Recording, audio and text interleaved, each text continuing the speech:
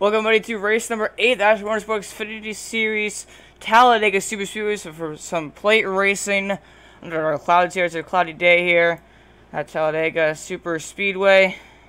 Sorry for the late start to the broadcast. I had some issues with the overlay and whatnot getting it started. It was an update and it kind of messed everything up. But luckily able to get here racing. CJ Gates will start on the pole on the outside. Justin Wilson, as I told you, some stuff's cut off. Green flag is out.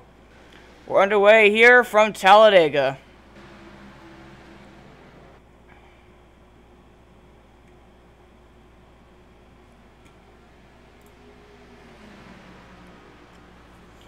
Looks like the outside lane is more formed up than the inside lane. It doesn't actually usually happen quite often, but it's happening here right now. As CJ Gates now is going to get passed by Justin Wilson. By the way, last week we did have a race. It wasn't broadcast because there was very few amount of drivers. But because of the fact we were broadcast, we want to thank all those who have served in the military. This takes place more so, in place of the Memorial Day race we had last week, which is Richmond, won by Justin Wilson. So he continues to streak now 4 in a row. So you see that nice patriotic paint scheme there by the number 50 machine of Jeffrey Meyer. So nice, sharp-looking paint scheme right there. As here comes Jim Ott now to the inside of the 58 machine for the race lead. As my camera's also got messed up because I had to restart my computer, but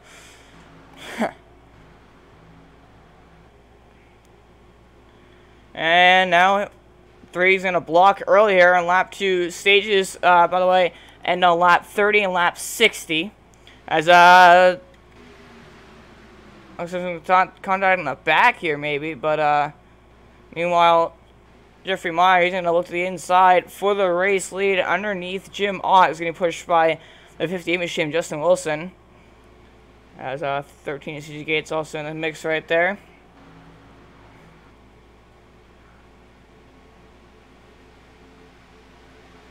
Across our finish line, Jim Ott now.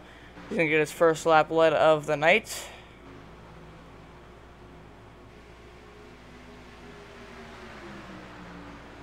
As it looks like they're going to continue on here. Jeffrey Meyer, looks like he now has a bit of an advantage on the back straightaway, but he might just lose that as sorry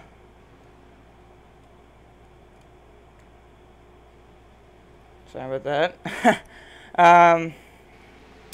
So yeah, got 4 cars back there. As they've kind of lost the draft and fallen out of the pack. They're gonna hope for a caution to get back in it. And maybe exactly what they're trying to do. They're trying to avoid being involved in a wreck, but not a whole lot of cars. Only 12 cars on track here tonight, so not a huge field, but definitely a good size one. As we got 4 cars on the inside, 4 cars on the outside, then 4 cars behind the draft. So pretty exciting here is that 15-3 continue to battle out here up front. As I said, 50 is actually going to pull over here and let these guys by. I'm not quite sure why he pulled that out of the lead. Maybe he felt like he was, 13th being a bit too aggressive. I'm not quite sure, but he's going to jump out of it and fall back. Of course, he might even lose the draft here, and he's going to have to probably hook up with that back draft because of what he did there. But now single file out the front. The 11 Lego machine of Chase Berry looking there. Justin Wilson, he's won 4 in a row now. Started at Auto Club, managed to win that. Won Texas, won Bristol, won Richmond. He's looking to go for 5 in a row actually. Here at Talladega, just a dominant performance. This first race was Auto Club, and ever since he has not looked back. So great run by him. He's still sitting right there in second place behind Jim Ott. And number 3 machine, it looks like somebody's sticking his nose out there, and that's the 13 CC Gates. Gonna get a bit of hope from the 88 Roy Atchison. Meanwhile, Kenneth Sagert down there on the inside, I'm pretty sure. If I'm not mistaken, that is in fact Kenneth Sagert. Yes, it is. So Kenneth Sagert right there. Then we have the 87 machine of CJ Perrell in his first career start here in the Atchison Motorsports Xfinity Series.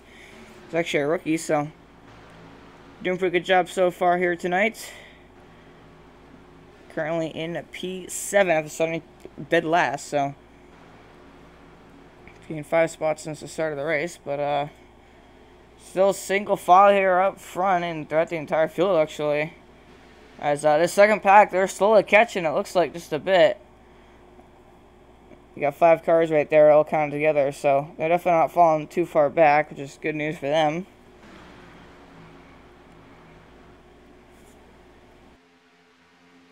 It's where Atchison, it looks to the outside of kind of Sage, looking to try to make something happen, but this 58 and then 3, they are just, you know, pushing each other, trying to get away from the pack. That won't usually work with a 2-car pack tandem drafting. Another thing, these Xfinity cars, they're stuck up way better than the Cup cars. You can be about a couple of tenths behind and you will pull up. I know I was racing and I was driving in practice for a little while before I had the computer issues, and I was slow up the top. You know, some guys in the pack passed me. I pulled them behind about 3 tenths and I sucked it to the back of them. So these cars, you know, you can be quite a ways back and get a lot of speed, a lot of momentum, get that draft and pull up right behind the guy in front of you. So these are really great racing. You know, can't really split up the field a whole lot. As you see, this second pack, they're catching this front pack, and they've already kind of actually caught them. If they're, you know, they were way back there, they just kind of hooked up, got single file, stay together, and now, you know, they're right behind the guys in this front pack. So, guys, it looks like CJ Gates looking at the outside. Unfortunately, he doesn't have any help, so that's gonna knock him back behind this group right now. Another thing, you gotta be careful about bump drafting. You cannot bump people in the corner. You will get turned, especially if you get, I mean, if you hit them square enough and if you're really good at it, you can definitely do it. It definitely works if you're really good at it, but 9 times out of 10 it does not work. So, as looks like CJ Gates is gonna find a hole in between Chase Berry and Kenneth Sager. Gonna fall back in line now. So Jim Ott looking to try to break Justin Wilson's race streak, or win streak rather. Ever since Justin Wilson has come into the series, he's won every single race he's competed in, which is all of them so far. So currently Jim Ott is your points leader. I'll show you points standings a little bit later. I have to add it in, but actually maybe we can add it in right now. Let's see. Let's add image. I think I'm going to do it right here. Just Wilson continues, excuse me, Jim Ott continues to lead here.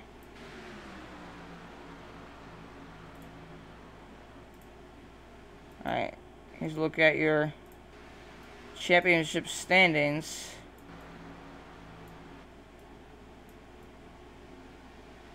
Jim Ott out front. And, you got else behind him right there, so. Quickly showing you that, but Jim Ott still up front, has completed 8 laps here. Still mostly single file. Atchison looking to try to find a way around the 61 machine. He's been out for quite a few laps, but just still not quite able to get around it. Really, anybody here is just still kind of single file. He's got the 87 behind him, so the 87's having a bit of connection issue, so he's not really finding that speed. They're also up against an entire pack, which is a 61, of which the 61 is in. So it's actually now the CJ. Peril, he's going to jump to the inside of the 88, but can't really find any speed there. He's going to go back up top and just kind of shuffling around. They know it's early on in the race. They know the long ways to go. Obviously, there will be probably a bigger wreck later on in the race, but certainly right now they're calm. They know that, you know, they can't win it in the first lap. They can't win it in the first few laps. I'm sure once we get closer to the stage, which ends about 20 laps, I'm sure these guys will be a little bit more feisty, a little bit more, you know, wild, but right now, they know that they can't be making too aggressive moves to get, you know, up to the lead, because, I mean, it's Talladega. I mean, anything can happen. You know, you can go from last to first in 1 lap. I know I did it in practice. I mean, you can really do pretty crazy stuff, and it's, as you see right there, actually, they're 3 wide back here. The 11, 13, 88, with the 87 following. Atchison, he's still trying to find a place to go around these guys. Not really able to go anywhere. You're now in the draft for CJ Gates until, okay. Now they're making some headway as Kenneth Sager's kind of falling back just a bit. So CJ Gates getting help from Atchison on the outside here. So he's not really gaining much. CJ Gates is clear of the inside. Now he's going to get the run on the outside of Chase Berry there for third. Almost some contact there between the 13 and 88. And that's the 13. He has a hole if he wants to jump down in it, but besides better of it, going to stay on the outside. 2 cars on the outside, 4 on the inside, with one of them having a gap back to the other one. So, and what you gotta do in the corners is you're probably gonna see quite a bit tonight, especially as we go double file and whatnot. You're gonna see guys get right down next to guys on the inside, and you might be questioning why they pin them down so much. It's they're side drafting each other. You get down, you get your left front right in the right rear of that corner panel, and you pull alongside of them, and you just take the air off of their car. So you pretty much pull their car back, and you push your car forward pretty much. So that's what you see a lot of tonight. You don't want to be way up next to the wall. You're gonna lose a lot of time. You have to be right down next to them and side draft them, and it also prevents them from potentially going 3 wide in the middle, as you probably get later on. They get more aggressive, but right now we're trying to go double file, trying to make something happen, but mostly single file, mostly just pretty calm and clean racing. And now the second pack still has not quite caught the first pack. If 50 actually has some right front damage for something, not quite sure what, but they're kind of right there behind them, not quite able to get there yet, but they're definitely looking. As now we're trying to go 3 wide for 4th place here. The 88 on the outside, 13 in the middle, and the 61 on the inside. They're still kind of getting a bit crazy here. We're coming up this time by to 15 laps left to go in the stage, or halfway rather. In stage 1,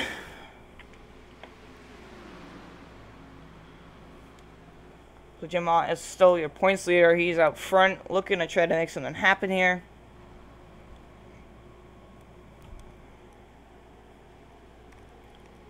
There's only 87 machines on the wall. I think that was just kind of him getting up the track a little bit, and as the action is kind of slow right now, and if we look back at what happened there quickly.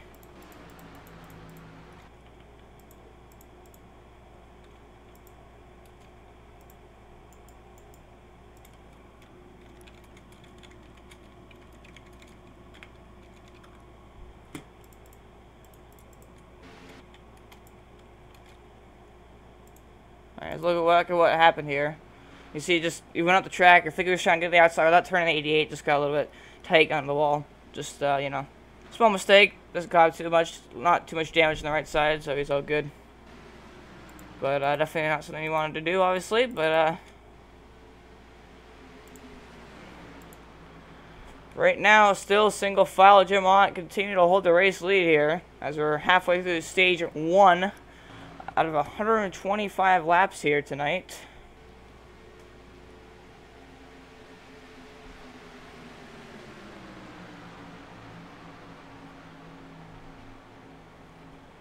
So we'll look from way up top on that leaderboard. 87 still trying to find a place to go. The 88 still trying to work around on that 61 machine for 5th place, but he's been trying that ever since the jump the green flag and just has not gone anywhere really. He keeps looking outside, but the inside is too strong. I mean, he knows that there's still a long ways left to go. They're not worried about racing too hard. Pretty calm race right now, but I'm sure fast forward about 100 laps, and it definitely won't be from there on out. And even maybe when we get closer to the end of this stage, you're going to see some guys trying to go for that stage win, obviously. And, they're not going to want to go too wild and wreck and, end their night early. But, they're definitely going to get a little bit more aggressive, a little bit, double file action, I'm definitely guessing, as we get closer to this stage. But, right now, it's still single file Jim Ott up front. Nothing major happening so far.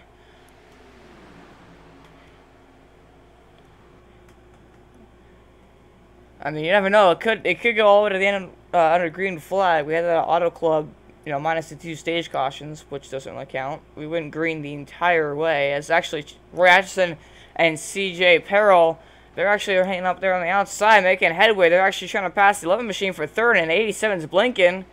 And only 2 cars against 5, so doing a nice job. If they want to pull up even further, though, they got to go down there and side draft a bit more. And 87 is also going to be careful not to turn the 88 in the corners as he's all this back bumper. Well, Chris Sherry's trying to get right around him. I mean, if he is, that'd be interesting because obviously was not going to be too keen. But also right now I cannot see YouTube chat, so I apologize for all you typing in chat. I cannot quite see that yet. Once we go to a commercial break under caution, I'll try to fix the overlay issues and also open up chat and whatnot. So apologize for the inconvenience on that, but yeah, not quite sure what was going on with ATVL. For some reason, it had my entire Xfinity overlay like tiny, so I had to increase it. And then my computer's having some glitches, and the iris instead of my service wasn't installed and whatnot, so it was pretty crazy. But yeah. It'll be really crazy if in this race if pace car crashed. If you don't know what I'm talking about, I'm nodding towards IndyCar today at Detroit, or Belle Isle, but yep, pace car crashed and before they reached out the green flag. But we're here to talk about this race, so we're going to look at the weather here tonight.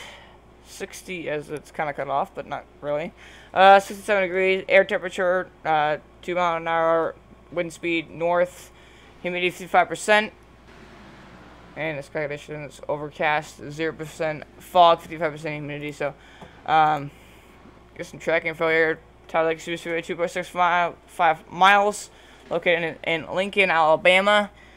This is Talladega, but it's really in Lincoln. Track temperature is 72.39 degrees Fahrenheit. So, pretty cool right there. But so they're going to continue to go single file with 10 laps left to go in here, stage 1. You see right there at 58. He was either trying to look to get a run on the outside and pass the 3, or he was just trying to get some clean air. I'm guessing it was the later one, because, you know, while you might think, you know, it's pretty easy just to draft and floor and turn left, it's not quite that easy. I mean, if you're behind a car, you're not going to get any air in that front end, and you will end up blowing your engine if you stay back there too long. And you know, I've done it myself a couple times, or once or twice in a race. One of them wasn't really my fault. I couldn't see my water temperature, but you will blow the engine if you continue to ride behind somebody like that. And it's also not good for the rest of the field to have that smoke in their face and having a slow car right in front of them. So definitely not something you want to do. I've seen people do it. I've done it myself once, but right now at 58, just still pushing that 3 car. He hasn't really looked at the lead at all, so you know, he's calm right now. As we come up to 8 laps to go in stage 1 here, he knows long race, no need to push it. If he goes out of line, he's probably going to lose a spot, so there's not a huge, you know, reason to go out and try to pass the 3 car unless he's overheating or something. So there's a 88 and 61 still battling back there, so they're actually kind of falling behind this draft. But it's not going to matter too much because we're going to have a caution.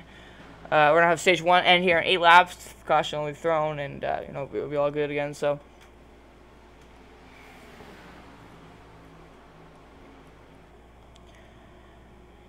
yeah, single file here. Roy's still trying to go after Kenneth there, but not quite able to pass him yet. His Blaze Tatum is running out the field.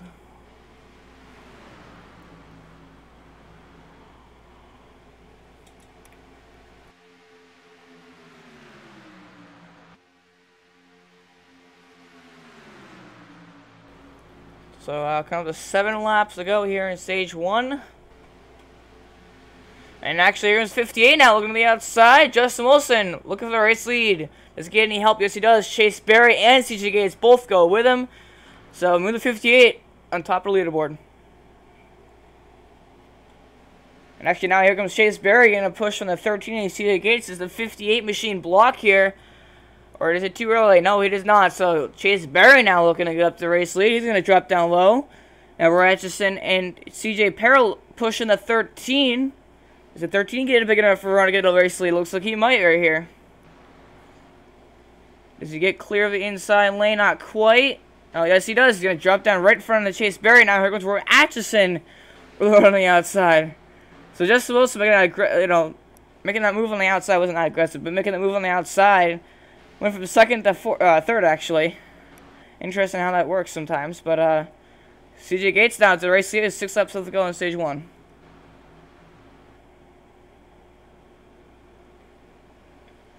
As we continue to work here through turns 1 and 2 down the back straightaway, where Atchison pulling out, but there's nobody to go with him, so he's gonna get side by side the 58 machine. We're not gonna do anything with it. So CJ Gates now getting a bonus point for leading a lap. His first lap led of the night.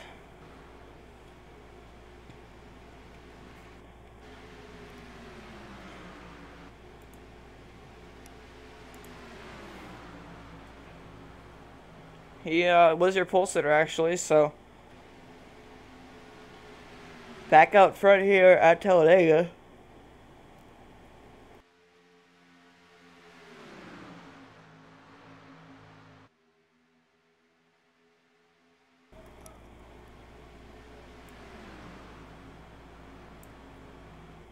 As we continue to work down the back straightaway here. Chase Berry pulling outside now, looking to try to get ahead. The entire field goes with him pretty much, so CJ Gates is going to fall way back here, now back to 5th. As 87 machine has some connection issues today there. So Chase Berry now up in the lead. Justin Wilson looking to check out what's going to happen now. 88, we're Atchison getting help from CJ Peril now. Trying to go to the outside for second here on Justin Wilson. 4 laps to go in stage 1. That didn't really work, so now the 88 needs to try to get in front of the 13. Will it be able to? Yes, he does. Just barely 6 in front of that 13. And that small hole right there.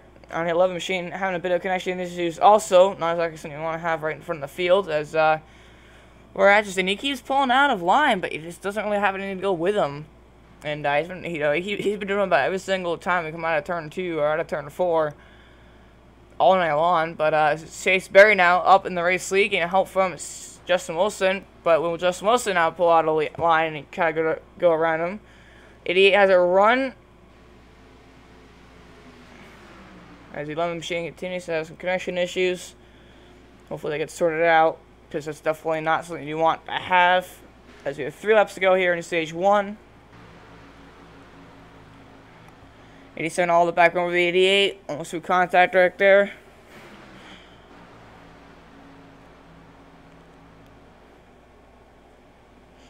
As Greg Floyd now getting help from his brother Donald Floyd. First time and second with them all night. I'm pretty sure actually they were out of this pack. They're in the back draft. They actually caught up to this pack, so now they're racing for some stage points here.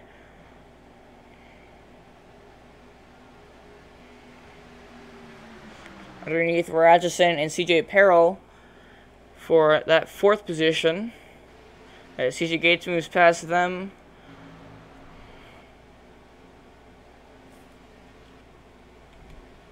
Two laps to go here in stage 1.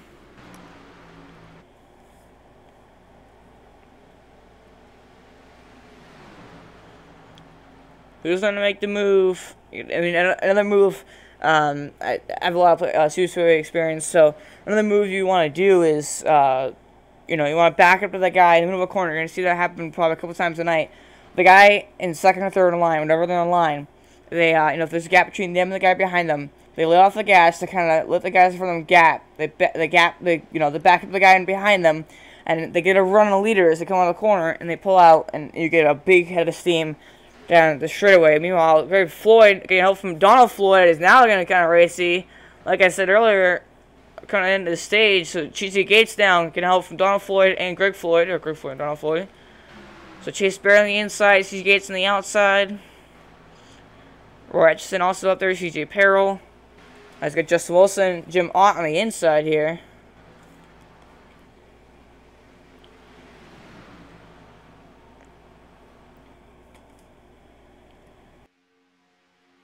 CJ Gates got forced out of the inside lane, it looks like, by Kenneth Sager. So he's now stuck in the middle. About to go 3 wide here. Trying to get in front of the 26. 26 ain't having any of it, so that's kind of slowing them both down. And just like that, the outside is going to fall back here. Coming to the finish of stage 1. Is Justin Wilson pull out and make a move? Yes, he does. He pulls outside. Does he have enough momentum to make it work? Side by side. Just Jamont pushing the 58. He's going to turn him down into the 11 machine. And a big wreck to complete stage 1 here. Chase Berry. He's going to spin. Donald Floyd with some damage, it looks like. And Justin Wilson, after running 4 races in a row, gets quite a bit of damage in that front end there. Doesn't look like anybody else got involved. 13 CJ Gates, though, he did get quite a bit of front end damage. 87 got a bit of damage. Looks like 88 got a bit of damage. So a spin to conclude stage 1. Still pretty sure that it went to Chase Berry, but we're going to take a look back at what happened right there.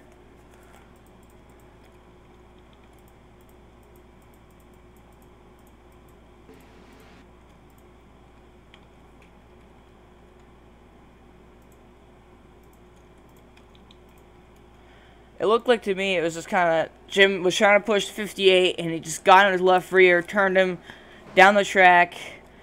Great save by 58 Justin Wilson. Just got the front end damage from getting into the right rear of the 11. If it wasn't for that, he would have been pretty much fine. I can't really quite say quite so much about the 11 machine. He did get quite a bit of damage, but I'll take a look back at what happened here from a different angle if we can here.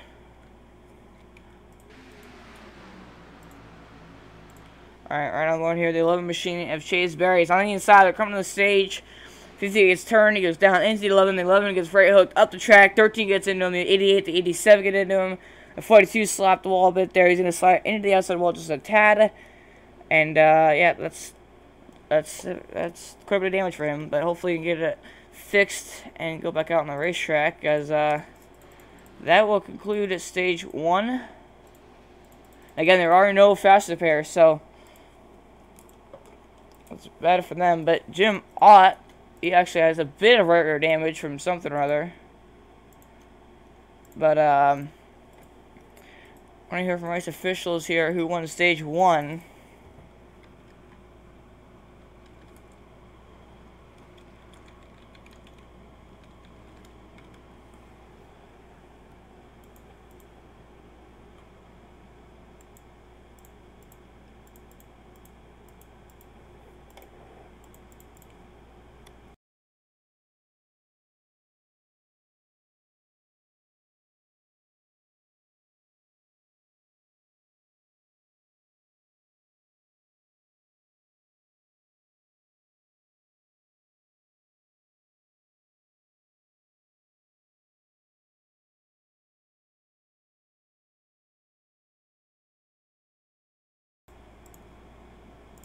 Alrighty, so CJ Gates, he just lost his engine.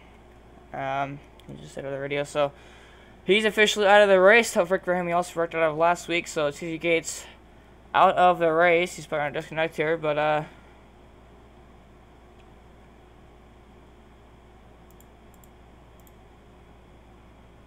look at the race off pit road here. Jim Ott going to come off first. So Chase Berry, we've heard the race officials. He wins stage 1. Kenneth Stewart off second pit road. Greg Floyd, Roy Atchison, Donald Floyd. Some guys probably getting into their damage fixed. Some guys taking 4 tires, like Justin Wilson. Actually, looks like must be taking 4 tires because he knows he has to fix damage. So, but if you guys pit road here comes CJ Perrell. He's going to come off pit road. Jeffrey Meyer going to come off pit road just ahead of him. So some pit stops happening. We're gonna go to a quick commercial break. Then we'll be right back after these messages.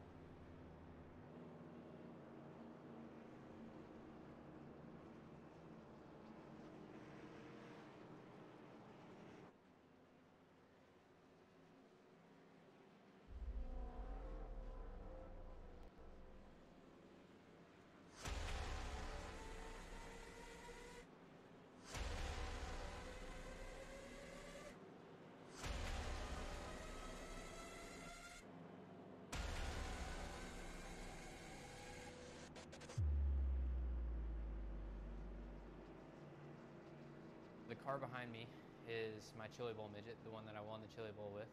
And what's interesting about that is it's actually the car that iRacing scanned that's going to be available to all the iRacing members out there.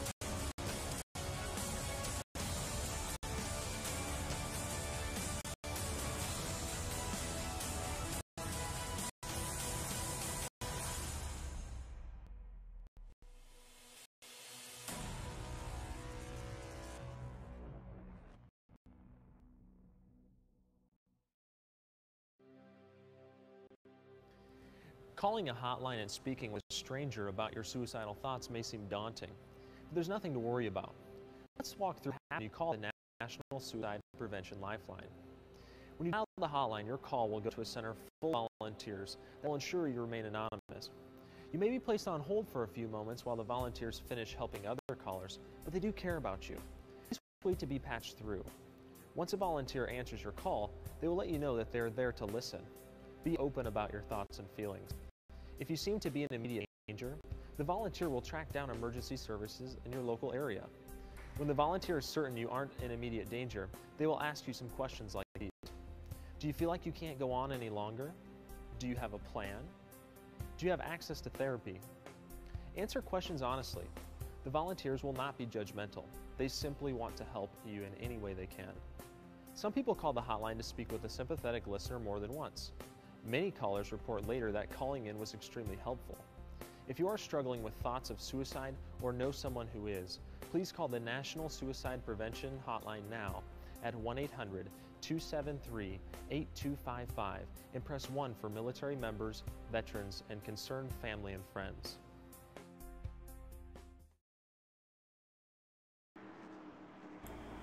Welcome back, everybody, to the Atchison Motorsports Xfinity Series, brought to you by Proper Accessories, along with Suicide Artists, with the official partners of the Atchison Motorsports Xfinity Series. Back racing here live from Talladega Super Speedway. At the completion of Stage 1, Chase Berry won it, cut a decision out to the race lead, and we're coming to look for the first restart of the night. Green flag is out. We're underway here from Talladega once again.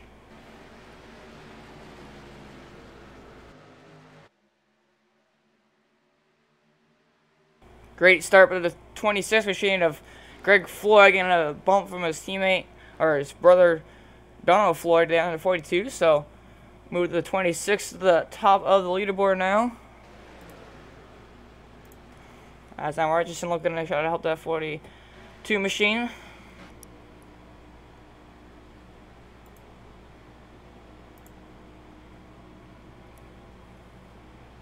As now Donald Floyd going to get help from the 88 machine. He's going to jump down low in front of the 26, and the Floyd brothers up 1-2 now. So.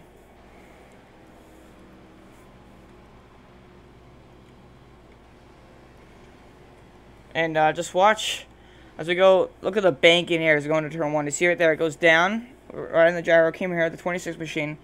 Watch as it goes in the corner.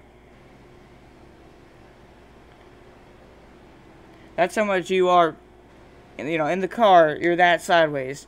Yeah, I mean, it is hard to stand on this track. Just standing alone, you have to keep that speed up to go that fast. And it's pretty crazy how much the banking is here. Right, watch as we go into turn 3 here. Just look at how much that changes. I mean, even on the straightaways, it's pretty banked, but nothing like it is right there. Meanwhile, Justin Wilson now trying to push the 3 machine of Jim Ott, who did get an EOL penalty for a reason or other after that caution. He actually came off the road first, but got the EOL penalty, so he went to the back. Now he's back up front. He's going to get an all-lap lead here. Going to push from the 58 machine of who he turned. Chase Berry won stage 1. However, he was wrecking coming across the line, so he's currently he's back here all by himself with a pretty damaged race car. Definitely not the way he wanted to start tonight's race, but you know what happens. So there he is right there. But CJ Gates out of the race. If you're involved in that, so tough break for him also. But Jim Ott back up front here, just like how it was in the early part of the first part, or the first stage of the race rather. So stage 2 concludes on lap 60, so still solid 23 laps left to go until that point. So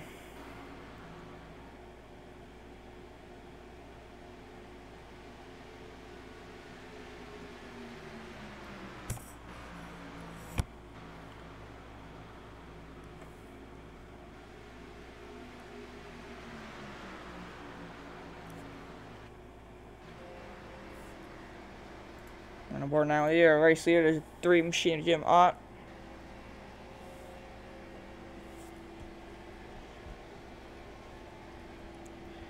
And you see the 58 does have a little bit of damage there for when he, you know, he got turned, so down the track, got into the right rear of the 11 machine before going for a lazy spin and managed to save it. So I mean, that was, you know, it was pretty close to hitting that inside wall, and if he, you know, if he hit that, pretty much night over for him. But managed to escape complete disaster, and still is in contention for his 5th win in a row. Definitely hard to go into a plate track to try to win another race in a row, as he's running right rear of Jim Ott. So be careful at the tournament, but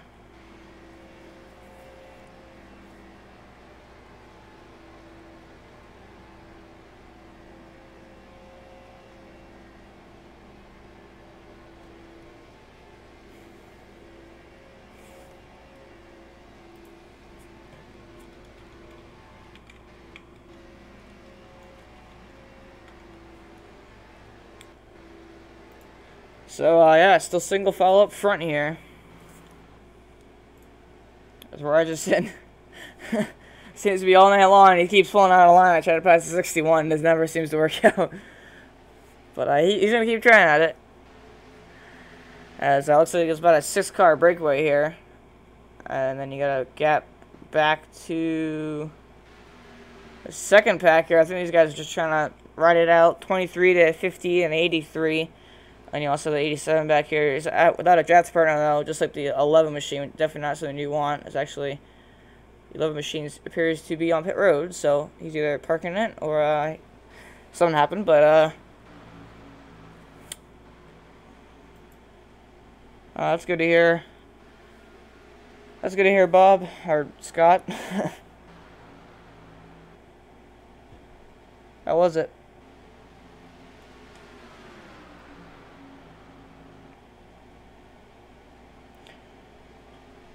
But yeah, so we continue to be single file here. Not leaving much action to talk about here. So we're on board now with the 3rd place runner, Donald Floyd. Actually, if I'm not mistaken, maybe trying to get, looking to see if he was trying to get a run on the leaders, but wasn't quite able to do anything about it. But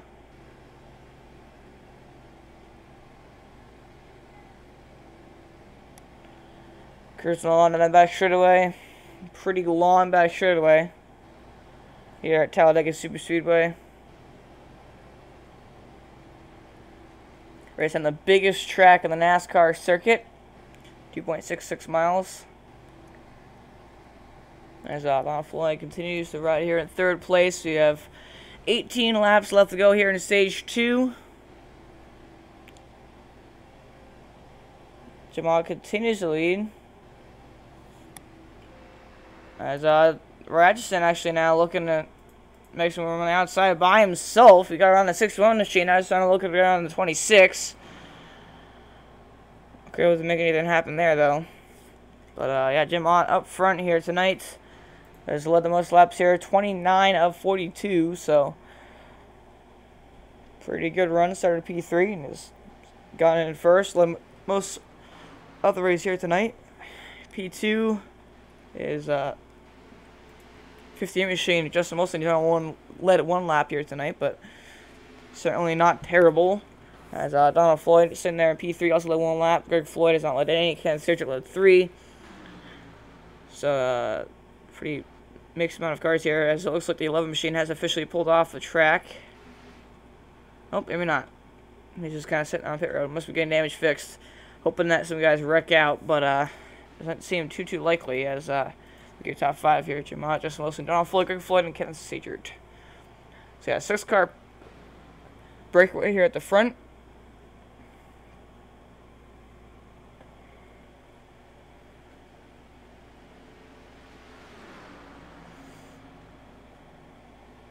As they're most single-file Atchison still trying to look to get around that 61 machine without, but I mean, you know, without any help, it's kind of hard to do so. But he's definitely trying.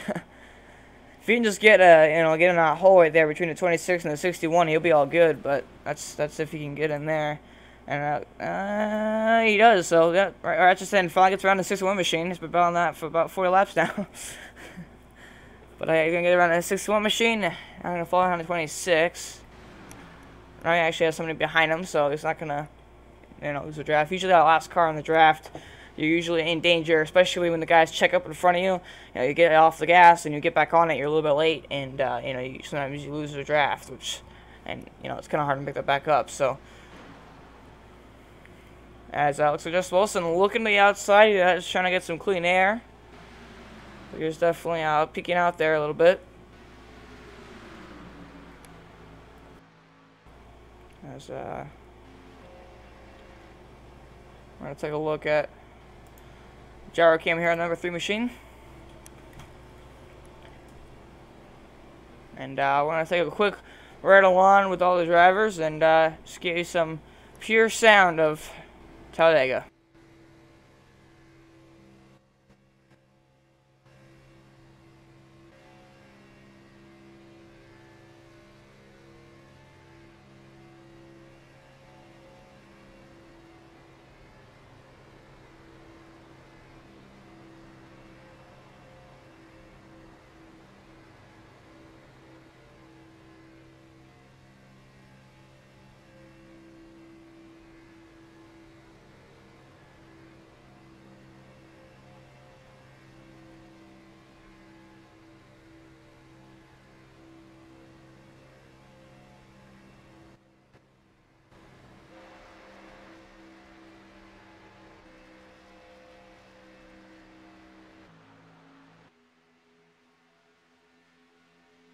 So I kind of keep shut up for too long right there. It's getting pretty interesting. Atchison now to the race lead.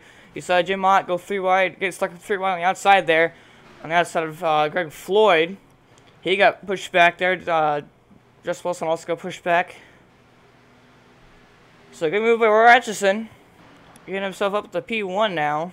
As we have just come around to 13 laps left to go here in stage 2. We're Atchison looking for his first stage victory of the season, if I'm not mistaken. He's had a pretty tough season so far, but he actually missed the last week at Richmond because he lost in the net, so we're going to try to make up some points. As still got Justin Wilson and Jim Ott, the two fastest guys. Seems like all of race one. They're hooked up on the outside. Get a run here for the race lead. Can they clear this inside lane?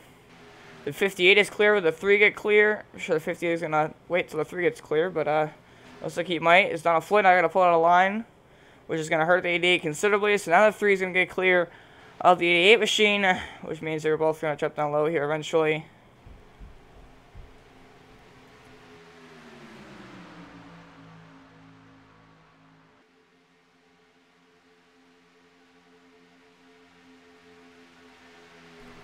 As 42 Donald Floyd now going to go around the outside of Atchison and hook up to the back of the 3 car on this outside lane. They're trying to get a train for him up on the outside, but I'm not really sure if it's going to work, as 88 gets a run here from the 26, and the 61 behind him gets underneath the 42. Looks like he's going to get underneath the 3 machine here. He does, down underneath the 58 it looks like for the race lead. As the 26 and 61 almost make some contact back there for the 4th position, it looked like. But yeah, we're just in underneath the 58s. Looking to try to get some gains. The 42, Donald Floyd, going to drop down low.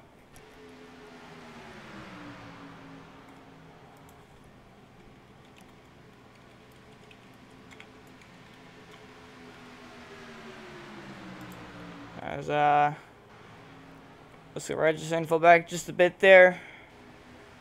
But he's still underneath the 3 of Jim Ott. I'm not quite sure these guys aren't going down low. It's definitely an interesting strategy they're pulling here. Just kind of around on the outside. It's letting the guys get around the inside. Only once have I ever seen a iRacing race actually have a train on the outside. And that was in Laura Talladega. It didn't last long. But it's kind of interesting how they do it, because it happens all the time in real life. But you really question why. And, I understand why it doesn't happen in iRacing, but I really question why it happens even in real life, because, I mean, if you're single file and you go to the outside, either, leader just goes up there, or, if the leader goes up there, then you're not going to, everybody's going to be like, okay, fine, leader went up high, you get a free, pass for the lead.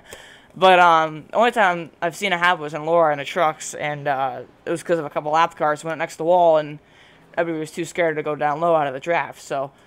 But meanwhile, Jim Ott still pushing the 58 machine with just 10 laps left to go here in stage 2. Greg Floyd now gets a run going 3 wide through the middle here for the race lead.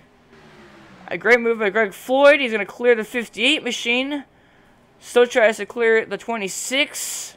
The 88. Not quite able to do that. Donald Floyd now, his brother, going to hook it up behind him and try to push him, but Atchison gets clear of him. CG Perros in trouble down there. 88 tries to block it. The 26 still sticks on his outside. He's going to get some help here now. Justin Wilson looking to get on the outside of Donald Floyd. As Greg Floyd is going to beat the 88 to the start finish line. He's going to lead that lap, but just 9 laps left to go here in stage 2. Oh, that was close. Stuck right down in front of the 88 machine to block him.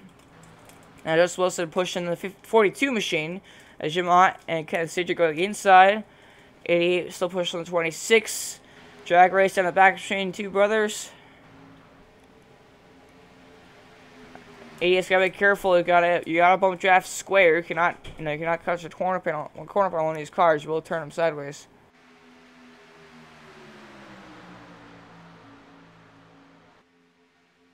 As I continue to push here on the outside, 42 and the 58, along with the 3 machine now. As Jim Ott looks to go through wide on the outside now, but he doesn't have any help, so. Not going to make that work really, and now he's stuck 3 wide on the outside between 88 and the 26. This guy's getting a little bit more feisty. The 58 is actually going to go up high now. 3 wide for the race lead here again. 88 Atchison without any help goes through the middle and clears the 58 machine. So now he's going to get some help as he tries to battle the 42 for the race lead here. He's currently holding it down right now, but it's going to the corner. If I'm not going to quite so much. So another thing is, outside lane gets a run off the corner, the inside lane gets a run through the corner and down that straightaway usually.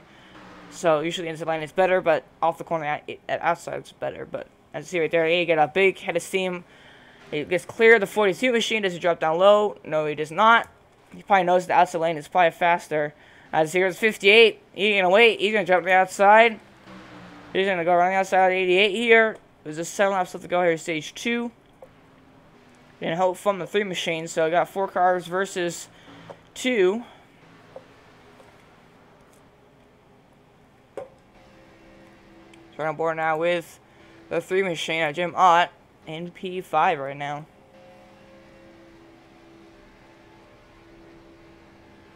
See the 58 goes down low right there, trying to side draft.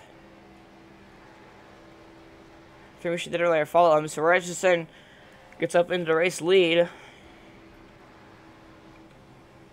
As here goes the 58, a big run off the corner here, jumps to the outside of the 88. Will he get him at the start-finish line? Not quite. So we're just going to lead, get another lap here.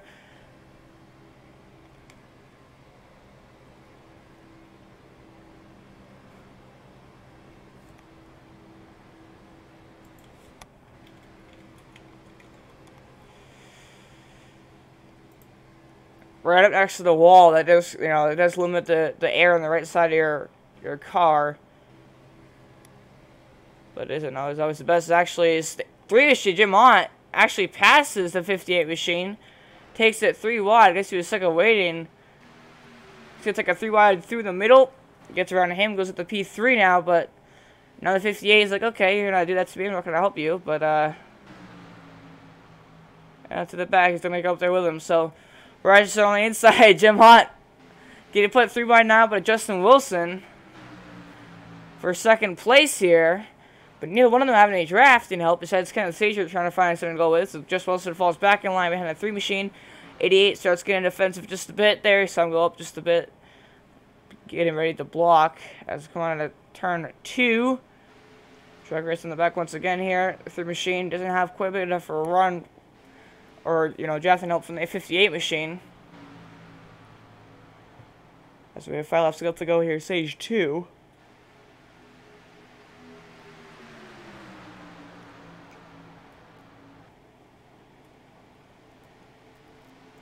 A couple of Floyd brothers right there behind the 88 machine, the league owner in the front. As the 3 machine Jim Ott gets the help from Justin Wilson on the outside. He's actually going to come around, lead that lap. He led the most laps led here tonight, so looking to try to continue that as he's going to bump for 58. And he's right up next to the wall. And just look at the difference between what's happened earlier and what happened right there. Granted, it does give him a bigger run off the corner. Doesn't really help him through the corner, so 88 holds the inside down. Looks like he's going to be able to hold the lead here for now. But not quite. 3 machine Jim Ott looks like he might get clear here. But as he runs the top lane, that's going to slow him down just a bit. 88 Roy Atchison. So right here, the 3 machine's going to have a big run. Roy goes down a little bit too low right there. We're going to start finish line. Who's going to be at the line? 3 machine once again leads that lap. Actually, they about tied right there for 2nd place across the start finish line. So Jim Ott, he's led 35 of them tonight here. Where Atchison has led 4.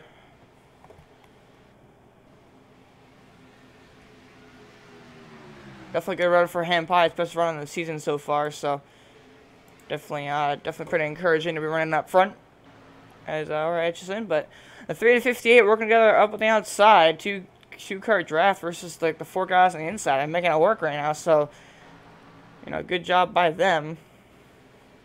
We're kind of up to just 2 laps to go here in stage 2. Expect those Floyd brothers to try to pull out and make a move. I guarantee you that's exactly what's going to happen. And as we get close to the end of the stage, they were working together earlier. We'll be surprised if they start working together again.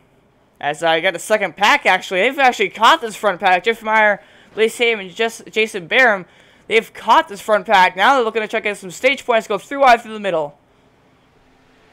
3 by 3 by 3 here for the race lead. Jeffrey Meyer with the Patriotic Fade Scheme through the middle.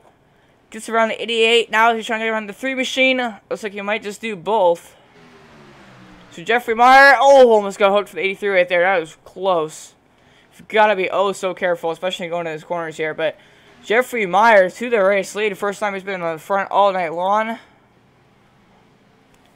I mean, he was a few seconds behind the draft. They all got hooked up. They all worked together, and now they're up 1, 2, 3 right now. So great job by those three, the 50, 83, and the 23. Now looking to try to get some stage points as Jeffrey Meyer not looking to give that up quite so easily as you get the Floyd brothers behind them. I'm going to see some guys get really aggressive here. I'm kind of surprised these guys actually did jump up here so early because last time we didn't wreck it until coming across our finish line, complete stage 1. So, going to be interesting as Chase Berry, you know, he's out of the race, so you're not going to be able to see any action. I think he's just sitting on pit road watching the race right now, but, alrighty, here they come out of turn 4. Jeffrey Meyer has the advantage right now, but 3 of Jamont has a big run. This is for stage 2. I think the 3 might just have him here as they're side by side. Give it to the 50 machine. There's a caution waiting to be thrown here. There it is. So Jeffrey Meyer, he'll pick up stage 2 by just barely. And you think, look at your results here.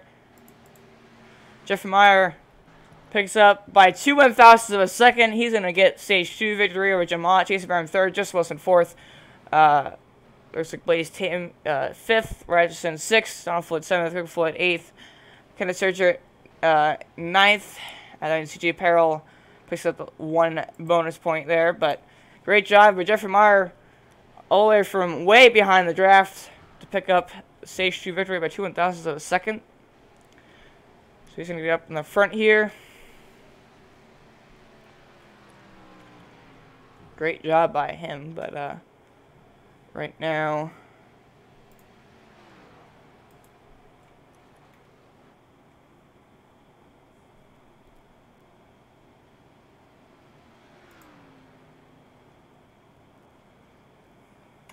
so yeah, great job by Jeffrey Meyer to get that victory. We saw him do really well at Daytona. And unfortunately, I think he got kind of, damaged from a lap car and just kind of fell back. But he's definitely up here with all guns blazing here tonight.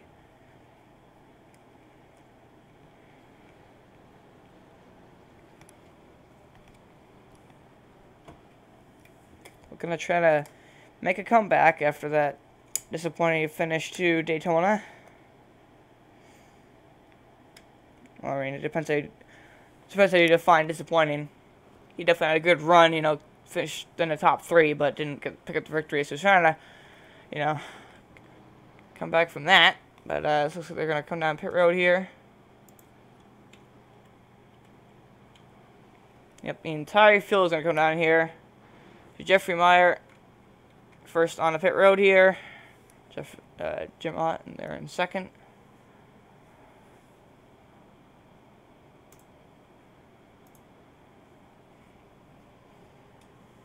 As there goes the 50 machine into his pit box. And they slide on in. Pretty good. 3 marked a little bit earlier. Everybody makes their pit stop pretty easily. Let's see who comes out first here. Waiting. 58 gonna drop the jack. But not gonna be able to go. 3 machine, he's gonna go off first. Where Atchison gonna come out second. 42 to 26, 83, 23. Bad puts up with a 58. He's going to fall back here behind the 61 machine of Consider. He's going to fall back all the way to looks like 10th place or 9th place, somewhere around there. I'm not quite sure what happened there. Kind of like did the right side, did the left side, and then they changed the right side tires again. Interesting as to what happened there, but he's actually clutching and coasting, trying to save fuel. So, Jamont back out front here at Talladega. But I want to take this time to go a quick commercial break. Don't go away. We're right back.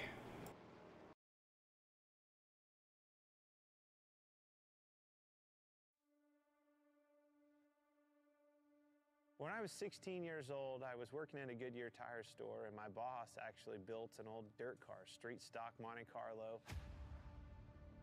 Went with them one night, fell in love with it. It was a hell of a race, hell of a party, and a big fight afterwards. I was like, this is it. This is it for me. It wasn't long after that, I was driving an old 78 Camaro out of the weeds at that guy's farm. We pulled that thing out and made a race car out of it, and away we went.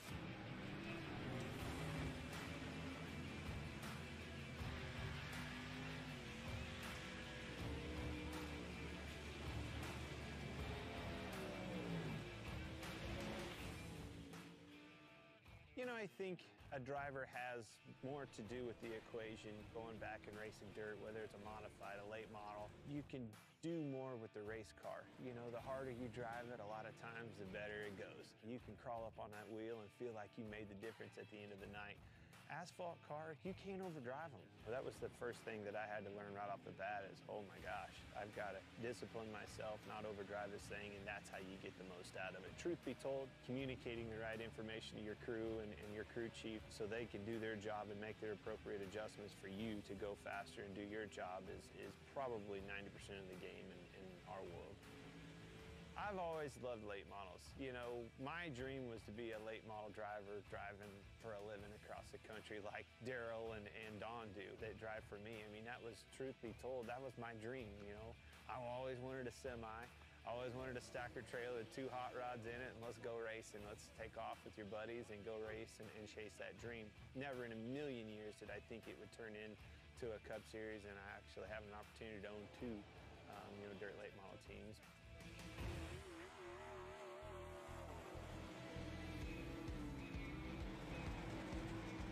When you think of iRacing, you don't think of a video game. It's not. It's way above and beyond any of that. You know, dirt racing changes so much. The track changes so much. Being able to capture that, to, you know, experience all those details that surround dirt racing and make dirt racing what it is what makes iRacing so cool, because they did nail all of that. I knew when they came to our shop and scanned cars and went to the detail of getting that car right, I knew that it was going to be over the top, because it blew my mind just the work that went into making sure the car itself was legit. This sport has been around a long time.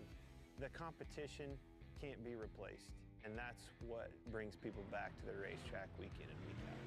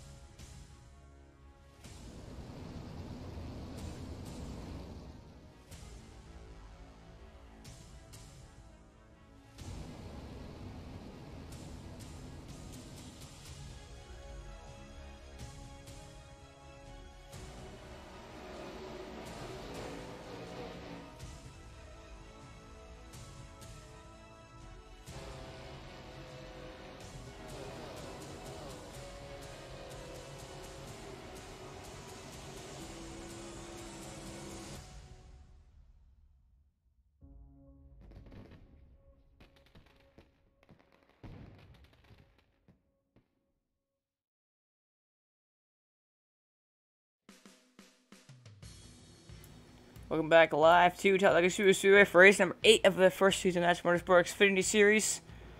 Racing in Lincoln, Alabama, Talladega Super Speedway, NASCAR's biggest track.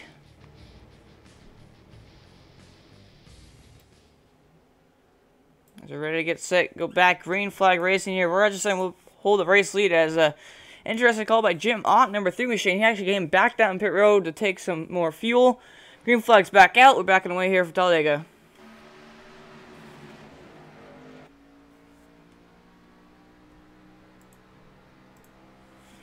So the only 2 guys on the outside, that's the 42 and the 61. Jim Ott, I guess, thinking about, you know, trying to make it all the way to the end on fuel. I'm guessing these guys are kind of tight on fuel as they have 60 laps to go, or excuse me, 80 laps.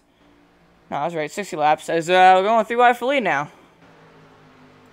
They have 60 laps between now and the end of the race as Atchison gets put 3 wide between 2 Floyd brothers. On the inside, Justin Wilson getting in on action here. CJ Peril also racing up on in here.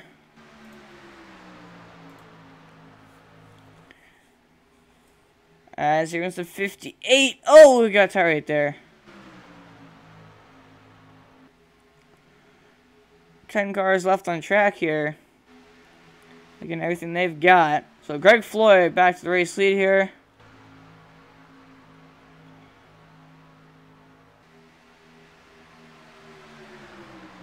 It looks like Atchison right in the rubber on the 26 machine. See if you're now up into 3rd. As you see Jim Ott right there, he's already looking up to 6th place.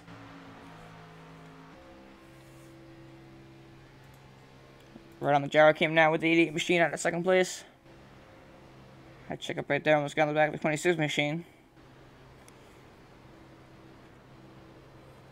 As you see the 87 machine, he still has quite a bit of hood damage from getting to the outside wall early, and then also getting some damage from that spin to conclude stage 1. Excuse me.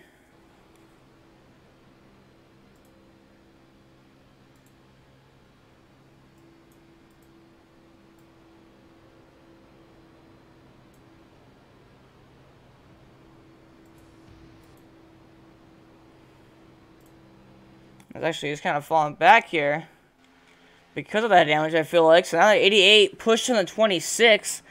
It's actually trying to gap the entire rest of the field there. They're kind of all spread out. The 58, 87 working together. And then you got the 3, the 61, and the 42. Then you got the 50, Jeffrey Meyer, who won stage 2, the 23, the 83. They've been in the back much of the race, except for right there at the end of the stage. They got up to the front, got a lot of stage points. So, but then meanwhile, Greg Floyd now is still on the inside, but we're actually going to jump up top with CJ Peril. Now actually you're going to take the race lead as Justin Wilson pushes the 26, 83 tries, the 88, excuse me, tries to get clear. Can't quite jump down in front of the 26, which is going to cost them. And 26 powers back to the front here. It's going to push from the 58 machine. And they come out of turn 2, down the straightaway they go.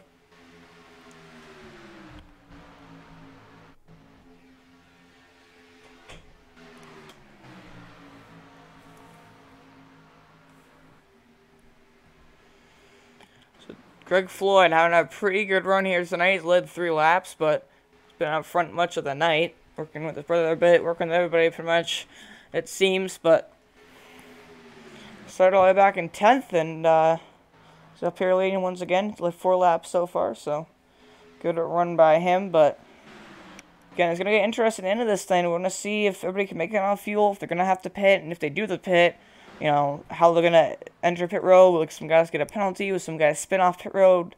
Will some guys take no tires? Some guys take 2 tires? Some take 4? You know, some take just no tires and a little bit of gas just to make it to the end and splash and go. You never know what's going to happen.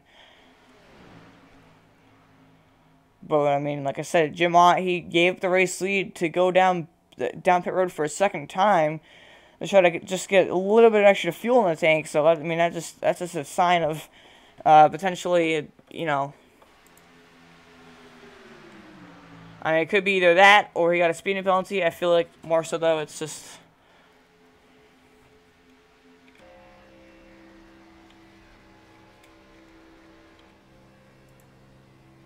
I feel like more so he just knew he was going to be close on fuel. So It's gonna be interesting down here, as you know. Also, another thing, saving gas. You have to stay the draft. If you're up front, you're burning more gas because you're constantly on the throttle. Whereas if you're in the draft in a pack, you have to lift to keep from hitting the guy in front of you in the corners and whatnot. As you see, Jamal get a big run here. He's gonna pull, look to the outside. Justin Wilson. Fortunately, absolutely nobody goes with him except for Atchison, who's quite a ways back. So he's gonna lose his spot to kind of Sager here for now. As he gets help from Atchison right there in the 88 machine.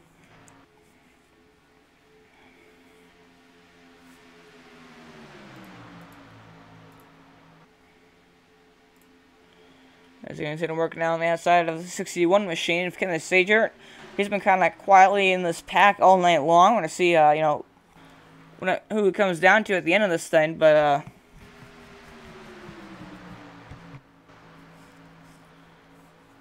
58 looking to go for 5 in a row. Dominant performance in the last 4 weeks in a row, so. Greg Floyd on the inside, but no cut out Joe Ott just yet. He's still working on that top side. So far, we had 2 cautions here tonight. 20 different lead changes, however. 49.049 fastest lap.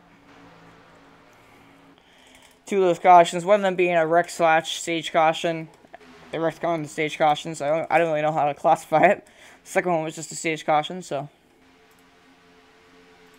far so good.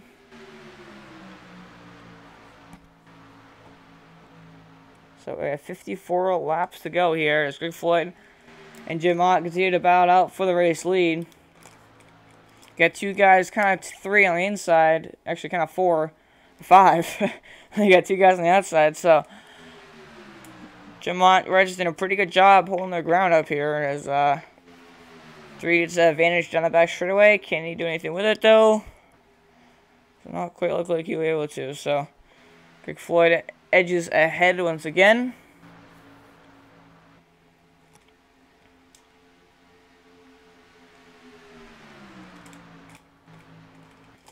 Jim Ott now gets the run. Actually, looks like he can make clear the 26 machine here. And so doesn't work Atchison. So remember the 2 of them, they're going to drop down low in front of the leaders, but that's going to leave Donald Floyd out to dry now, as looks like CJ Peril is going to jump the outside, but doesn't look like any help. I think 26 is trying to let the 42 in, since, the brothers, but the 58's pushing that 26 so hard, he's just going to turn if he checks up to try to let the 42 in. So 42 is going to drop all the way to the back of this pack here. As you see, actually, this second pack, they're catching up now. The 50 Jeffrey Meyer, Blaze Tatum, and Jason Barham. Meanwhile, up front, Greg Floyd actually moves up top to help out his brother, and that's going to give third place over to Justin Wilson as Jim Ott and Atchison continue to sit here 1-2 for now. And so here comes Justin Wilson now looking to the outside of the 88 machine.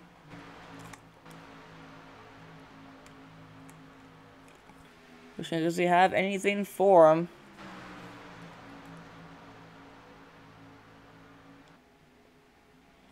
Almost with contact right there. The 3's going to block the 58 machine. Which now looks like is going to give an opportunity for 88 to try to take away the race lead. Unfortunately, that doesn't have much help as 26 to 42 to 58, 3 all up there. So now, actually, it looks like we have just pulled the 58 with him instead of trying to block him. I think that's actually kind of what we're trying to do, is just pull him behind him. If I'm not mistaken, they're actually teammates, so. See right there, 3's going to pull up top. 58 actually going to go down low in front of him. Or below him, rather. So, Justin Wilson now looking for the race lead. He's going to get this lap led, of which he has led 5 of them here tonight, so. Pretty good run for him. Not what we're used to seeing, but it is also a plate track, so. Pretty much anybody has a chance of leading laps again up front, even winning a race or winning stages, so. So they fell out of that back straightaway here. Greg Floyd getting a draft is 88. He's going to jump down low of 58. Couldn't really make it stick. He had to check up, hurt both of them. Now let the Floyd brothers get to run on the outside to the race lead. They go once again here tonight. Seems like they've been up here much already long. As Greg Floyd now, 26 Chevrolet Camaro, gonna take back the race lead. We're on board now with the 42 of Donald Floyd. Currently in P2, as we have 50 laps to go here at Talladega.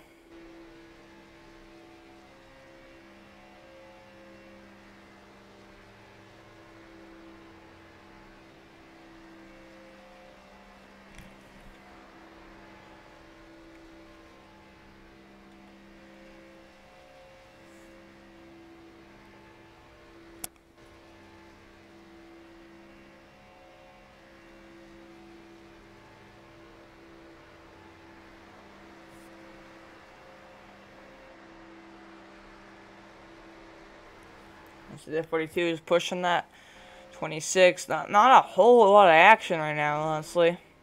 As almost 26, almost got turned right there with the 42 machine. You gotta be careful. Make sure you hit him square. First, you have the 26. He's gonna continue to lead here.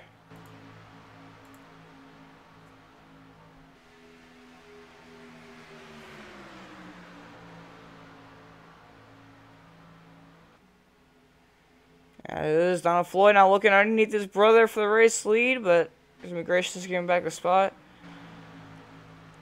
So these guys, oh my gosh, three almost I think about turning 58 for a second time tonight.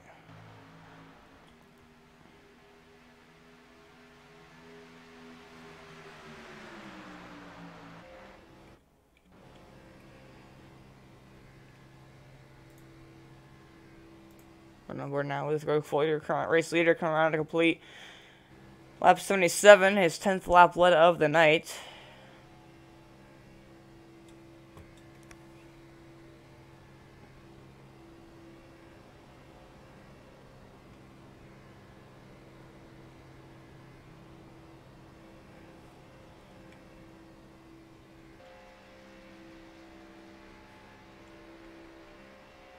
So you've already just now in P3. It looks like just supposed to kind of fall back just a bit.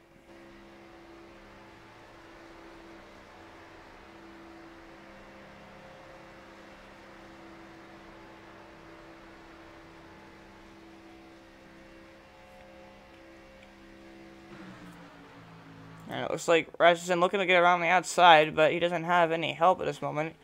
Either he's just trying to break the traffic and try to get a run on the 2 leaders, but either way, we still have a long ways left to go in this one here.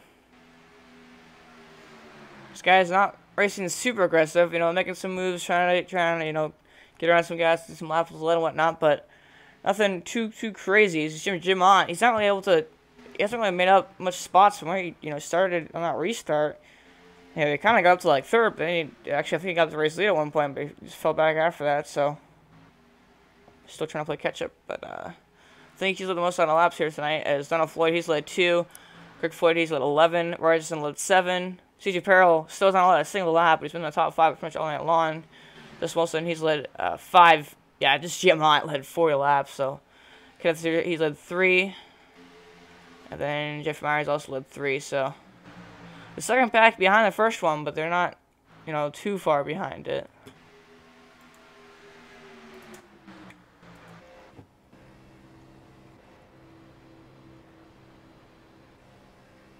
We're now with the 58 machine.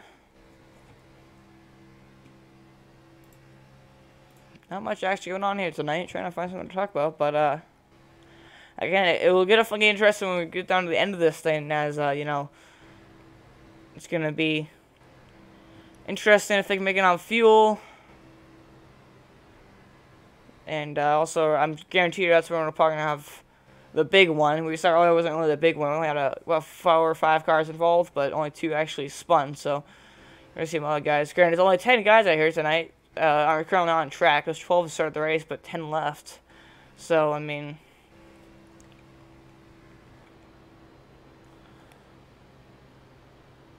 super ton of action can really be said, but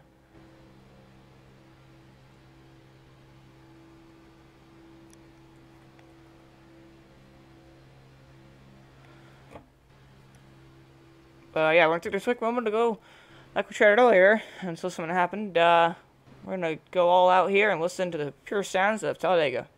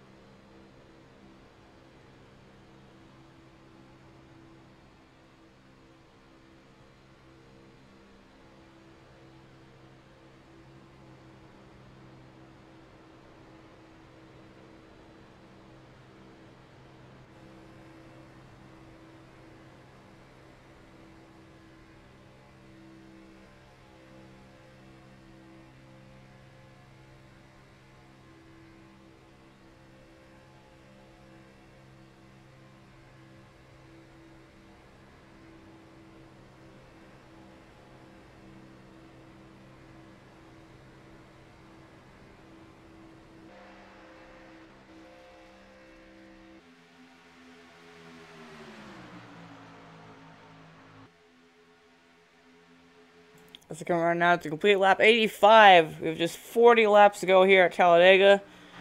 You saw right there, Donald Floyd and Greg Floyd, they got a big gap back to the guys behind, about 1.2 second gap, but then they were kind of catching him just a bit. The 42 decided to go around the 26, try to get some clean air, and that caused oh my gosh, 88 is 20. Oh!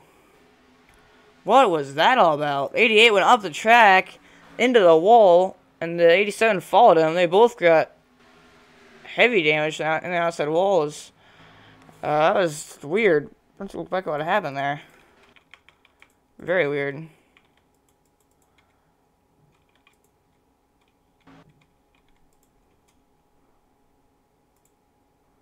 Let's look back at what happened here.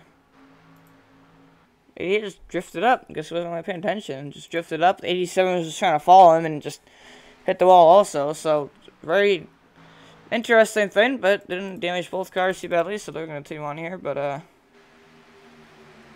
definitely kind of weird. Not something you see happen every single day, but, you know, the Floyd brothers still 1-2 in this one, so just going to continue trying to ride like that. I mean, we saw them though. They got like a 1.5 second gap back to the guys behind them. I think it was mostly just because 88, he's been trying to search, trying to find a lane to go in, trying to, you know, get some guys to push and whatnot. So he's been kind of all over the place, looking to, you know, try to make some gains. And I think that's what kind of was affecting that second group behind them. But they've gotten all jumbled back up together here, so.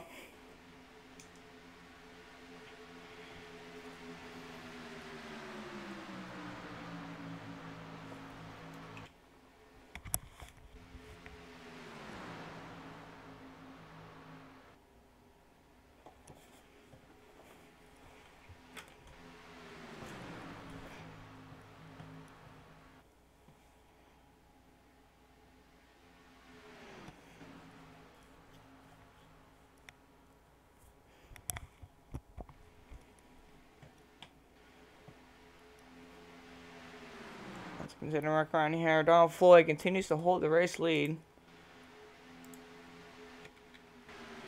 So the 6 of them tonight come around to lead 7 of them now.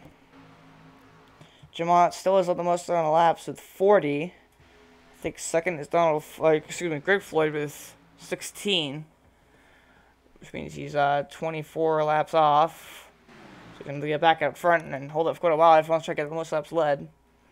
But again, going to be interesting to see here, you know, what it comes down to at the end. We'll look at the fuel mileage at the end, who can make it on fuel, who cannot, which will also always play a big factor. Is where Atchison looks like, okay, I thought maybe driving back right there, but maybe not. She's the same group of cars. Jason Barham, Blaze Tate, and Jeffrey Meyer. You know, last time they kind of rode behind the pack. They just came out of nowhere at the end of that stage and got it up. In the first stage, they just stayed back the entire time and ended up being a wreck. So they were like psychic guys back there, but.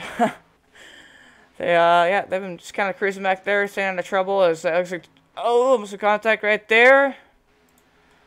Right, just looking underneath the 26 machine. The 26 doesn't want to let him in. And he's going to hold the position for now, but definitely pretty tight right there.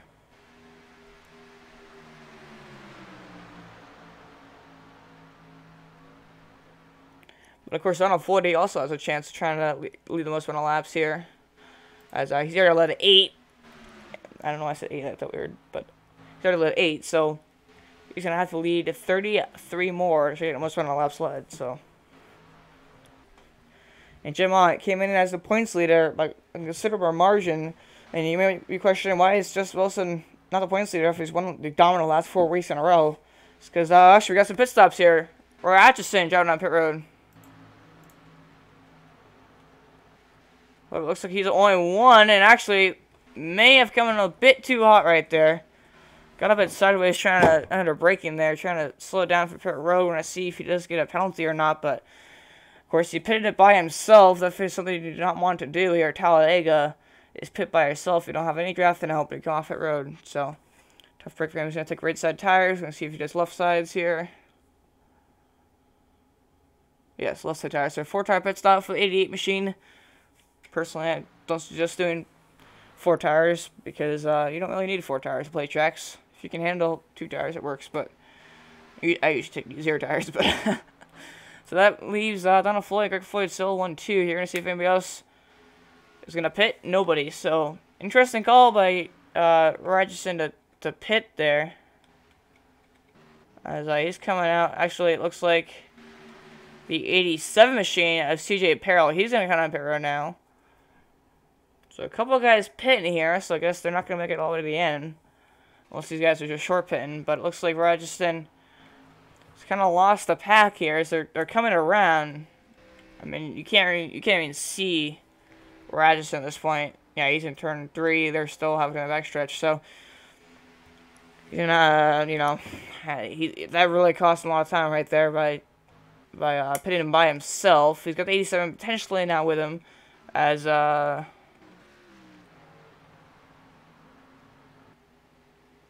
interesting. Okay, they decided to start pitting in turn 3, but the Floyd brothers, they're gonna come down pit road together. So as the 42 kind of interesting entrance right there, but they're pitting together. So they're gonna have Jonathan help. Atchison, you see right there, 87 also by himself. So all these guys by himself. Meanwhile, Jason Barrett, Blaze Tame, and Jeffrey Meyer, they've gone up in this front pack now. It's just Wilson takes back with the race lead, with Jamont pushing him. As they're going to put CJ Peril a lap down now. Oh, there's some contact there between the 61 and the 87. Managed to save it, but that was the 61. Actually, it looks like he came down on the apron just a bit. Meanwhile, Jason Merriman is actually going to take over the race lead here. Let's see if he's going to be able to lead a lap or if he's going to get past or pit. All depends, but looks like right here. Do we have any takers down pit road? No. So everybody's staying out here. Again, I don't know if they were short pitting or if they, if they stayed out under caution, something along those lines. But meanwhile, these 3 guys, they've been in the back much of the night, except for when it counts, and that's exactly when it counts right now. They came out of nowhere in that stage. They all got, I believe, all in top 5 in that stage 2 right there. So they're now up here 1, 2, 3. Once again, working together. As we're going under pit stops, you already see the 26 machine of Greg Floyd. However, Donald Floyd is still right there with 88 now of Atchison. So it looks like Greg Floyd had a bad pit stop. He fell way behind his brother who came with him. Or either they had a speeding penalty, not quite sure which one, but he'll cost him a lot of time here. Possibly even a shot at this win. As top 5 all going to stay out here. And here comes 61 though of Kenneth Stager. He's going to come on pit road now. Pit speed, I believe, is 55, if I'm not mistaken. I don't believe we have the information, but I'm pretty sure it's 55 miles an hour. So Kenneth Stager, he's going to come on pit road now. Jason Barron continues to hold the race lead. There's a coming up this time by to 30 laps to go. I don't think they're going to be making on gas anyhow, so.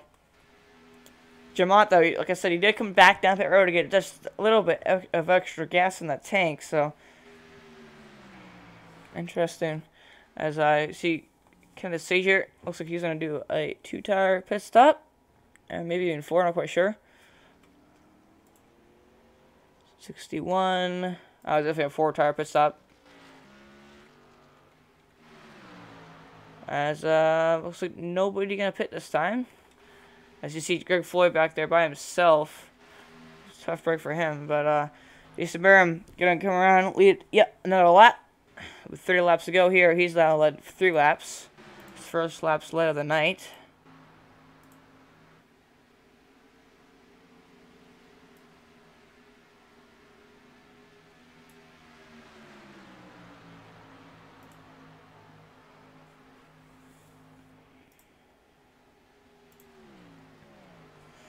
So the field continues to work around here.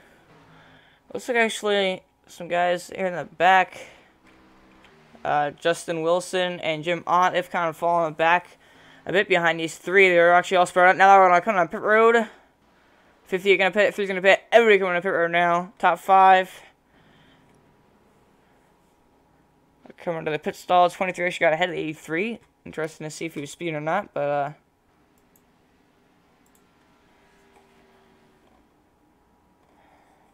show pit stops here.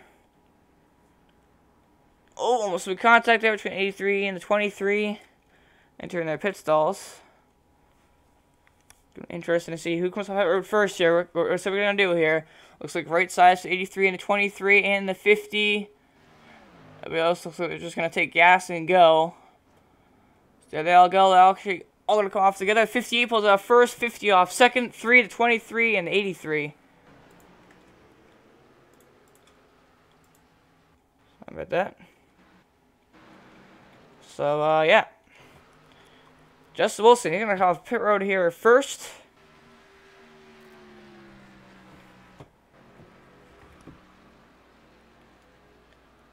As they're going to come up onto the track here in the back straightaway. There they go. Jim Mott looking to try to get around the 50 machines, getting back up to speed here. So there's the top 5. There's Atchison and Kenneth Sager working together here. Let's see how far back is he from the leaders.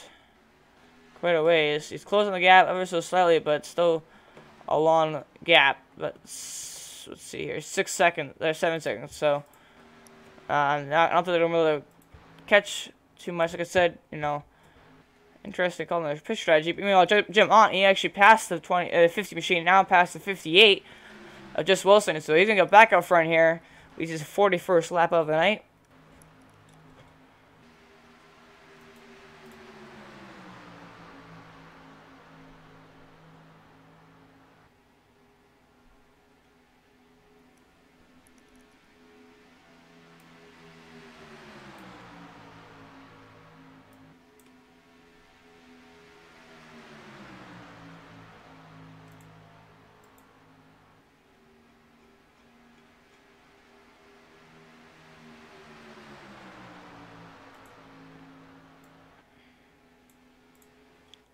So single file here at the front. The top 5 all single file. It's coming on a complete lap 98 here. We're coming up soon to just 25 laps left to go once we reach the lap 101 mark in just 2 laps. So not been super eventful. We've had some 3-wide action. You know, now we just have our first green flag pit stops of the night. We had 1 crash at the conclusion of stage 1. But, yeah, like I said, not a lot of chaos going on. There's not a ton of cars left on the track either. Only 10 cars on the track. One of them being a lapped car. The Floyd brothers, they fell back 15 seconds back because of their pit stops. So, tough break for them as they were up front all night long. And that's the thing. Green flag pit stops, they kind of weed it all out, you know. Pit tracks usually tend to be like an underdog track, but when green flag pit stops happen, you know, they kind of tend to whittle out the guys that aren't quite so good all around on pit stops and whatnot. So tough break for them, but certainly ain't out of it yet. You never know. Caution could happen. It's just Talladega after all. But 5-car breakaway at the front, all working together here. They got 4 Chevys and a lone Ford of Jason Barham. So.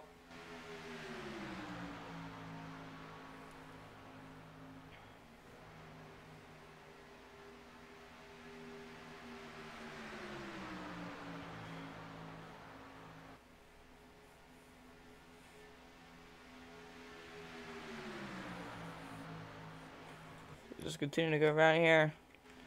Yeah, not really much to look at. As I have officially now 25 laps left to go here from Talladega.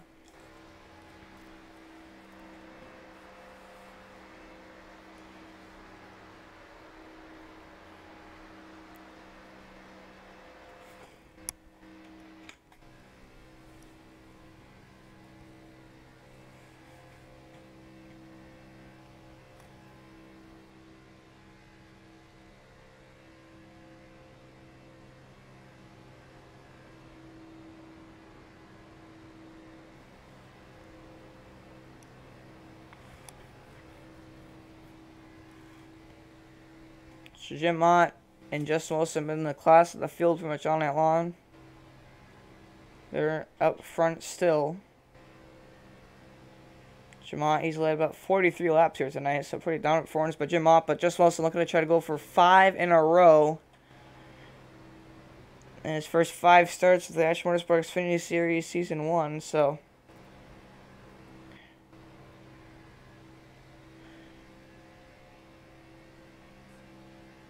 See right there, CJ Peril going out 2 laps down.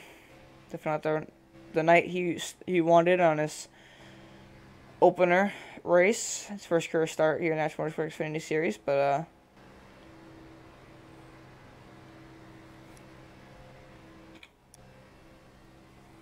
right here, 3rd place, Jeffrey Meyer.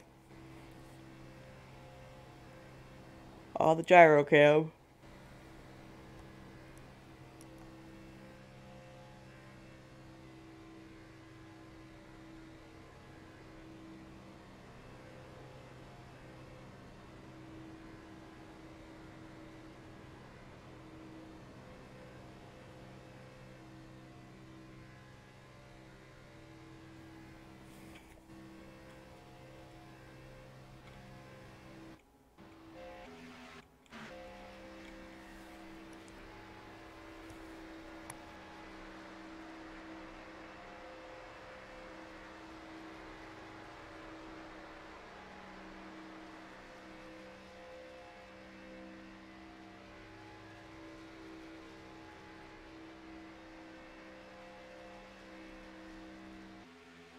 Not much action happening here tonight. Under the cloudy Talladega Super Speedway. Meanwhile, 87 CJ Peril probably not making himself too popular, trying to race guys on the outside as a last car, but he's doing it anyhow.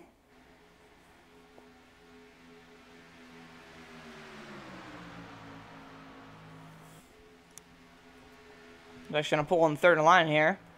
Again, he is 2 laps down, so caution comes out, he'll get the free pass, but he'll still be 1 lap down even after that, so that kind of spread the rest of the field now. Looks like Justin Wilson and Jim Mott, only 2 now, kind of up front, as you see Jeff Meyer and Blaze Sam kind of working together. Jason Barron falling back just a bit. And you have, you know, the Floyds and Atchison working together back there. Actually, Kenneth Sager, he has gone for a spin on the back straightaway. Look back what happened to him. There's no caution. As it's below the... Oh, there's a caution flag. Wow, that changes everything. Look back at what happened here. 88 just got in his left rear, spun him sideways, overcorrected just a bit, got into the outside wall, pretty heavy contact. And then he slid down, got into the inside wall right there. Well, this changes absolutely everything.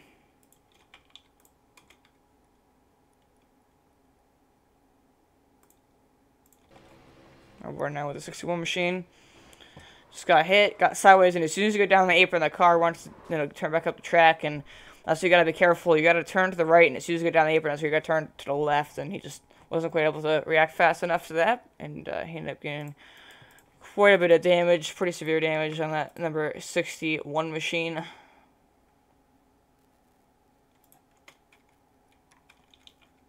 We're on board now with the 88 machine, pushing him.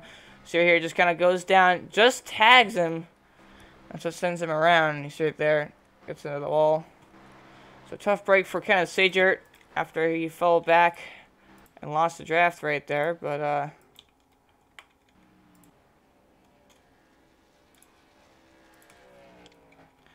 so Jim Ott will be up front here. Or, yeah, I was going to say, where is he? Jim Ott will be up front, just Wilson second. These guys can make it on fuels. The question is, will it pit for tires or not? I feel like they won't if they don't have to, but you never know. As you can definitely hear them clutching and coasting, though, for trying to save fuel, so you never know what it'll come down to here. But 20 laps left to go here at Talladega. Looks like the leaders are all going to stay out. Will we have any takers down pit road? Yes, a lot of the field comes in, actually. First 2 guys stay out, but here comes Jeffrey Meyer out of 3rd, Blaze Tatum, Jason Barham, Greg Floyd, Donald Floyd, Roy Atchison, all going to fall. I'm definitely sure Kenneth Sager also falls, so.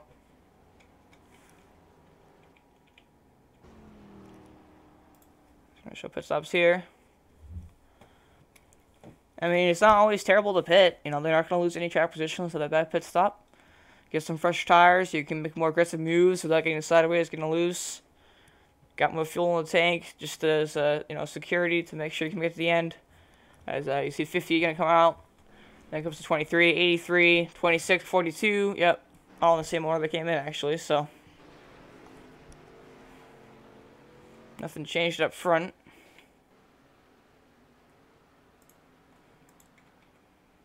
As we're gonna take this opportunity to go on another commercial break, but come back for the last stint of this race from Talladega Superspeedway.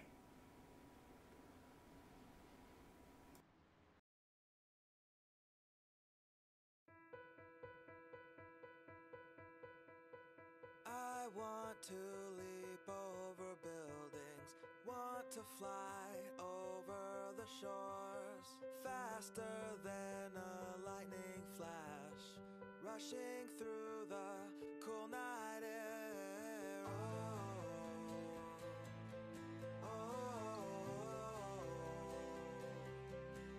So start ignition, count to zero. I just wanna be a superhero.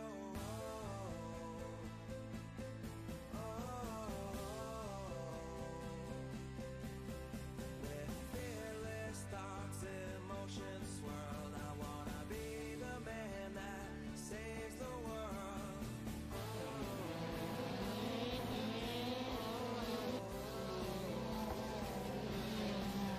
So start ignition, count to zero. I just wanna be a superhero.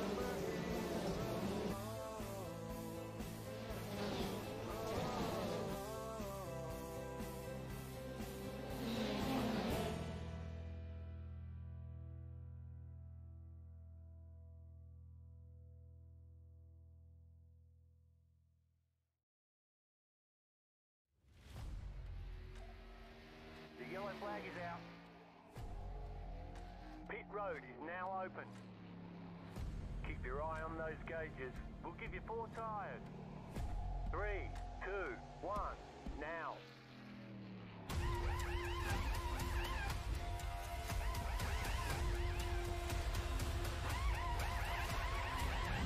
We're done. Get going.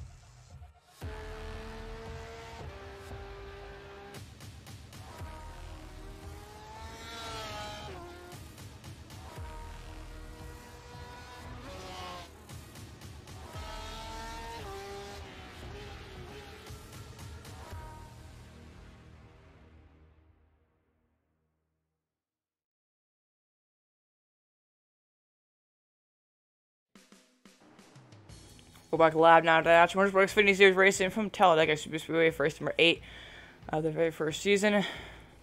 Brought to you by Pop Rocks Accessories, along with his 2 runners for the Fish Bars of the Atchison Motorsports Xfinity Series. So, as we're ready to get set, going back under the green flag. After the 3rd caution of the night, green flag is out. Just Wilson with an early jump right there. And that's going to spread out the field a lot. So as we have just 16 laps left to go here, the 2 leaders got a big jump, but they're side by side, as it looks like the 58 may actually clear the 3 machine. He's going to drop down low, but that means the rest of the field is actually going to have a bigger run here. So here comes the 50, Jeffrey Meyer, 23, the 83, those guys have been working together all night in the back. Then they make a charge up at the front, get some stage points. They get to the charge up at the front when it comes down to pit stops, and big kind of fluctuating, playing it safe, playing it smart, and doing what they have to do to try to go for the victory here. Jeffrey Meyer now looking to the outside of the 58 machine, Justin Wilson.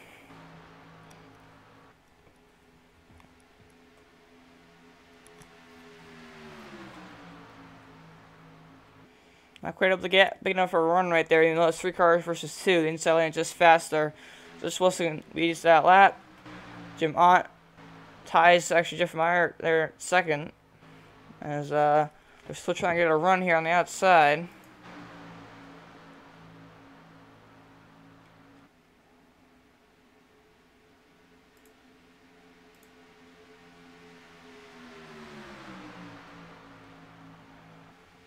Not going to make a big enough a move here yet. Jeff Meyer has the advantage, but not able to get clear of the 58 machine. Now he's going to get back that big gap between him and the 23 machine. So he's going to pull back here behind the 58, behind the 3 machine even. As we are coming up to this 14 laps left to go here from Talladega Super Speedway. The guys have been here. The 3 and the 58 working together all night. The 50, the 23, the 83 have been working together all night long. So, pretty interesting. Is Donald Floyd. He's actually not far back there. He's looking to try to make some noise. He's actually now caught up to back to 83, 88, and 26. They're kind of falling back just a bit. 87 did get the free pass, but he's still a lap down. It's a 61 with a lot of damage.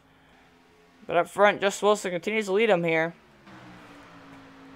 He has indeed now led 9 laps, so that secures Jim Ott now with most of our laps led for the night. After he has led, he's led 53 of them, so yeah, definitely almost half a lap. So pretty dominant performance for Jim Ott. But Justin Wilson looking to try to go for 5 wins in a row here tonight. If he can pull it off, it'd be pretty special and incredible for him. Definitely also big help from the points, considering he missed the first few races. He missed the first 3 races. Excuse me, 4 races actually. So, he's down 4 races and still, racing these guys, winning every single race he's been in so far. Look to try to continue that streak, but of all tracks, to do it at Talladega is probably one of the hardest. He's looking to try to do that, so. He's got Jim Ott pushing him, but I'm sure once we get down to the end of this thing, Jim Ott might go for the win for himself.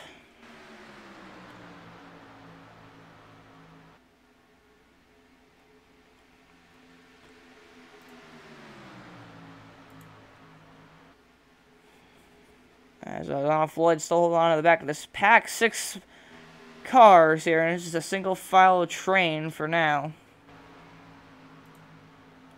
But I'm sure once we get down to the end, this is actually, meanwhile, looks like we're Atchison. He's actually gotten a big run here. He's pulled the outside of some of these guys. Looking to try to go around 3rd. Greg Floyd followed him through. So yeah, they got a big run here out of nowhere. So here goes Atchison actually battling for the lead. Yeah, he got such a big run. It actually has the advantage going to turn 3, excuse me. As the 26 continues to push him here.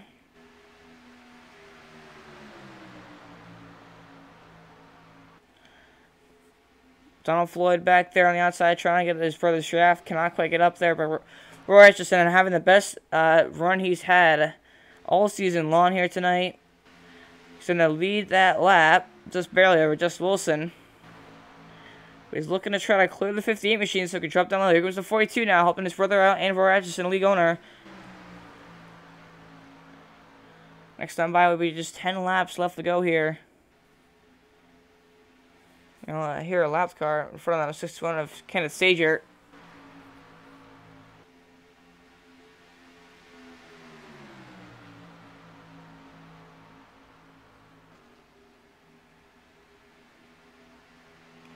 Just Wilson and Jim Mott continue to work together here. It's come up to just 10 laps to go here at Talladega, and it's go time pretty much for these drivers. They know they don't have many laps left to get up to the front, make some moves to lead. As you see right there, 3 guys on the outside all at the same time. And actually, now Donald Floyd pushed Greg Floyd to the outside, 3 wide now. Royce just stuck in the middle, 3 wide now for second place. Outside lane's extremely slow, but the 88 doesn't have any help, so they're kind of even right now. But they do get a bigger run off the corner, so 26 still getting pushed from the 42. 88 going to clear. Should drop down low. Now the 2 guys on the outside, they're going to drop down into the middle groove here. But still 3 cars versus 2. It's not going to have quite big enough advantage. It's also not side drafted quite enough to make much noise, so we're on board now with the 8 machine up for Atchison. 9 laps to go here from Talladega. See right there, the 26, Greg Floyd's got a pretty good run, but just as soon as he gets to the corner, it kind of stalls out. However, he's going to get a run off the corner here. See right there, there you go. There he goes, gets that run. Pulls alongside the 3 car for second place here. And this is where you're going to see some more 3 wide action, some more, you know, hard battling, I'm sure. Now, it hasn't quite happened yet, but as I see with Jeff Meyer, Blaze Tatum still sitting back there. And again, caution laps, there are 5 caution laps when the still before restarts on Iverson, so if caution comes out with 5 or less laps to go, the race will end under caution, so that's not going to see. Greg Floyd going to take back the race lead. He's led the second most laps here tonight. Led 10 of them. Excuse me, that's Donald Floyd. 17 laps led for him. So just barely over Justin Wilson, but Jim Mott has secured most of the laps led, so they're not worried about that anymore. They're worried about leading that last lap. That's the only lap they're worried about leading now. As you still got almost everybody in contention here. Can't see here, he did pull it off, so there's now 8 cars in the lead lap, 9 in total on the track.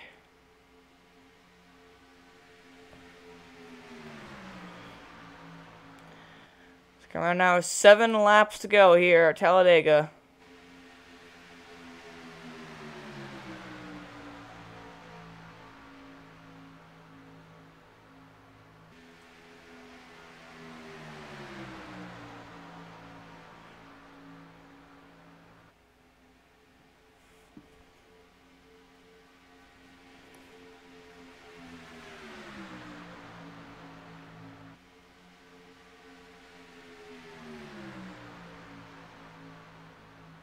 Almost with contact. Oh, there is contact. Runner goes to 26. Oh, the 83 goes around. The 50 involved. There's the big one. Donald Floyd accidentally gets in the back of his brother, turns him around right in front of the field.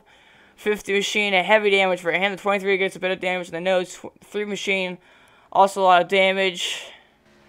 In the 58, looks like got some right front damage from that incident. Wow. Caution with just 6 laps to go, or 7 laps to go rather. It's going to change everything. As contact between the 2 brothers brings out our 4th caution of the night. So you hear from the chopper cam. 42, he just gets in the left rear of the 26, gets the 58 some damage. The 3 missed it, except then he got turned by somebody. I think it was a 50 machine, potentially. A lot of damage race cars. Again, there's also no fast repair, so the only thing they have is what they can do in optional, which isn't a whole lot, so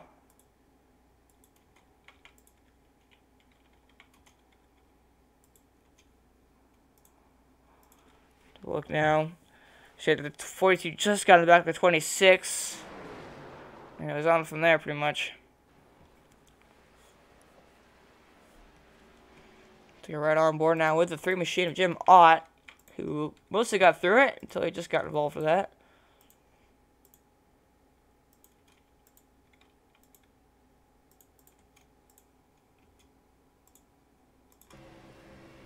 Okay, there he gets good hooked. He checks up.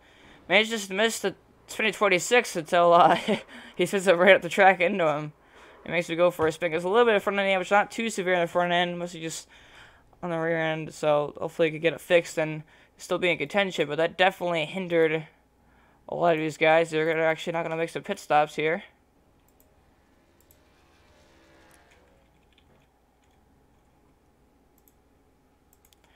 Looks like Roy Atchison in the third actually is going to stay out, as he didn't get like any damage from that at all.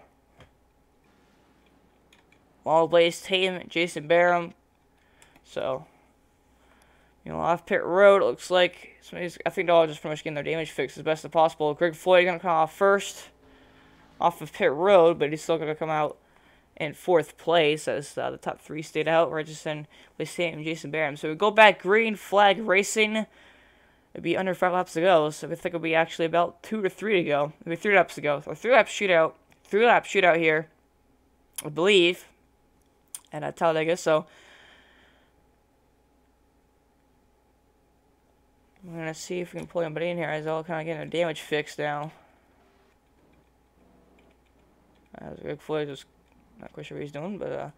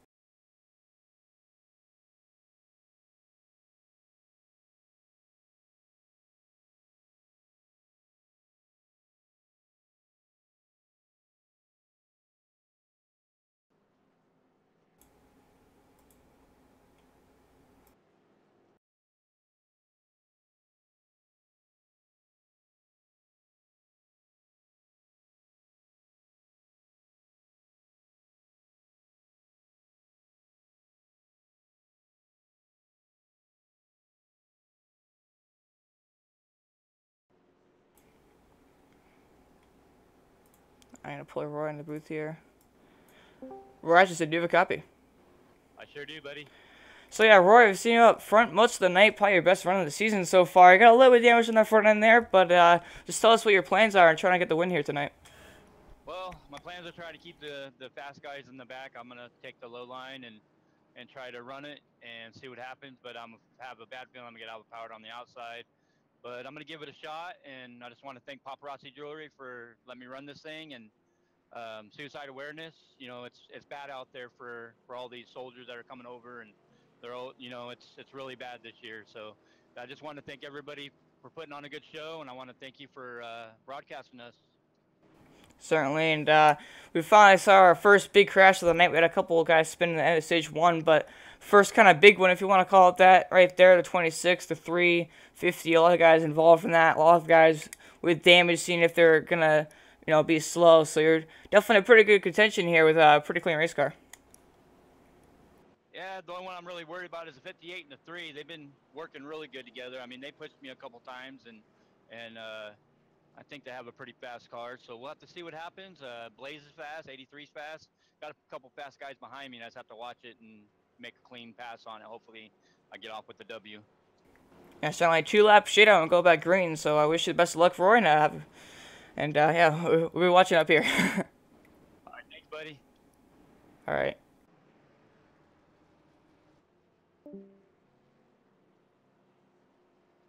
In the third right there, an 88 machine, looking to try to get his first win of the season.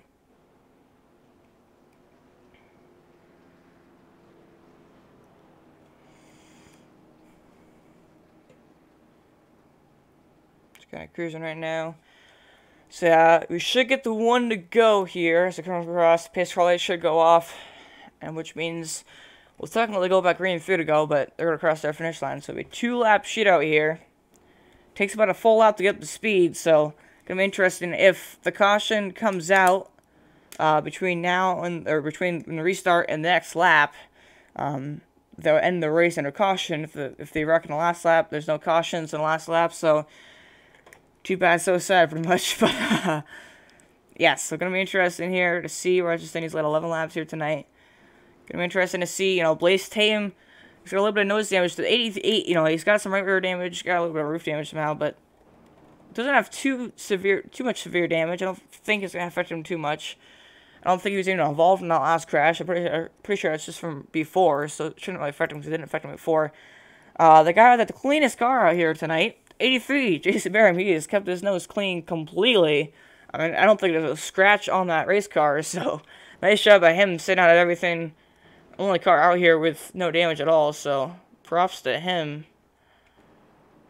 But, yeah, so he's got the cleanest car out of them all, so if it comes down to it, he could always challenge for the win. He won Daytona earlier, so, and he's come pretty close to victory since. He, you know, had a pretty good run at Auto Club. Pretty sure he came P2 or P3 there. Had a good run at Phoenix.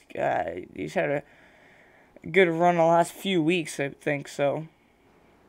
Definitely looking to try to get that 83 machine to victory lane, though, for the second time this season, as the season has mostly been dominated by the 58 and the 3. You know, you had the 48 winner in Las Vegas there, but 58, Jess Wilson, looking to try to go for 5 in a row. It's been a dominant, you know, just last 4 weeks in a row, last 4 races in a row, pretty much, so. Pitch car lights are off, though. We're coming to 2 laps to go here. Talladega gonna get wild. I guarantee you, probably have a spin, whether it brings out a caution or not. That would be the question. Who's gonna come out of it alive? Who's gonna come out of it on top?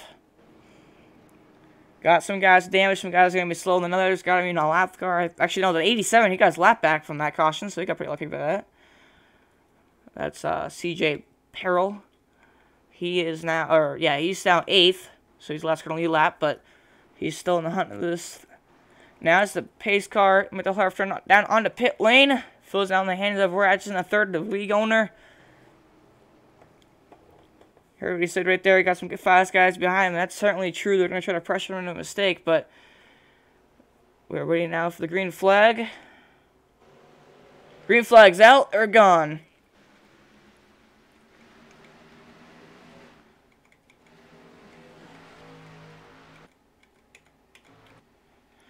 Atchison with a pretty good restart right there, but it's going to leave the 83 with some draft. You see, he got pulled from the 23 there. He's gonna get a pretty good run here with this pristine Ford Mustang. He's going to jump to the outside of Atchison, take the race lead away for now, but you know, until it's over, he's still got a long ways to go here. Between now and the start-finish line to get to the white flag, and then you got to complete it all over again. So, Jason Barham up front with Blaze Tatum. Right there, we got the 58 and the 3 hooked up. They've been hooked up all night long, really fast. Now this is where you start blocking. If you're 83, you got to block. He's going to stay down low for now, but here comes the 58. Justin Wilson can help from Jim Ott now on the outside. Again, they've been hooked up, drafting and fast all night long. Back around here to the outside of Jason Barham. To the 58, back on top here. 1 lap to go here from Talladega. 2 cars on the inside, 2 cars on the outside. 83 has speed right there. He's going to get an edge just ahead. 50 on the outside. If it's going to be one of these photo finishes here, it's 58. He's going to get the momentum on the corner, but 83 has to run on the inside. 23's got to be careful not to turn at 83 as he's trying to push with all he's got. So 2-car tandem's actually working here at Talladega. The 58 falling back now. I'm going to try to side draft the 23, see if he can get a run here. Jason Barham out front. Here comes the 58. He's got a run.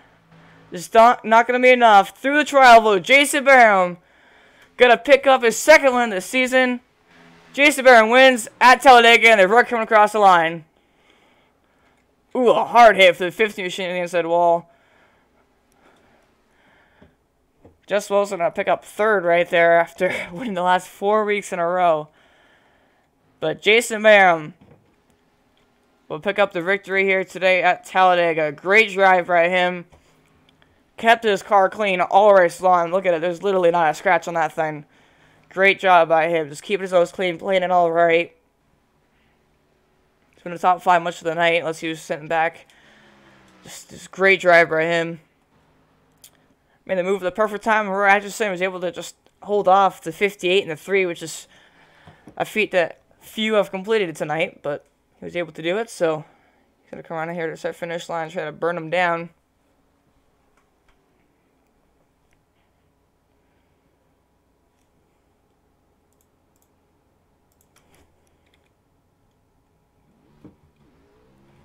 Jason Barham celebrating here at Talladega.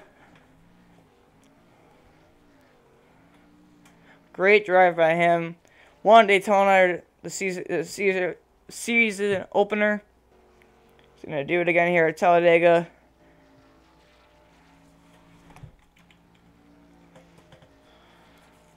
Doing a John Force style burnout here.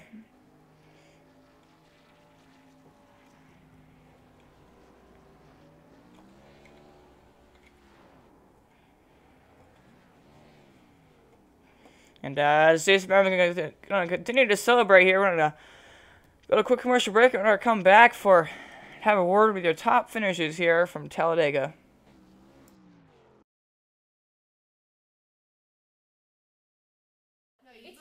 Even in a room full of people, you feel alone. You may feel yourself slip into the darkness, feeling undeserving of help, yet in need of a hand to guide you. Every 40 seconds, there is one death by suicide. But it doesn't have to be this way. Whether you can see it or not, you are so deeply loved and strong. You are worthy of recovery. Even in your lowest lows and even in your darkest moments, you deserve a brighter tomorrow. If you or anyone you know is feeling alone, don't hesitate to call the National Suicide Prevention Lifeline, 1-800-273-TALK, or the Second Floor Youth Helpline, 888-222-2228. There is always hope.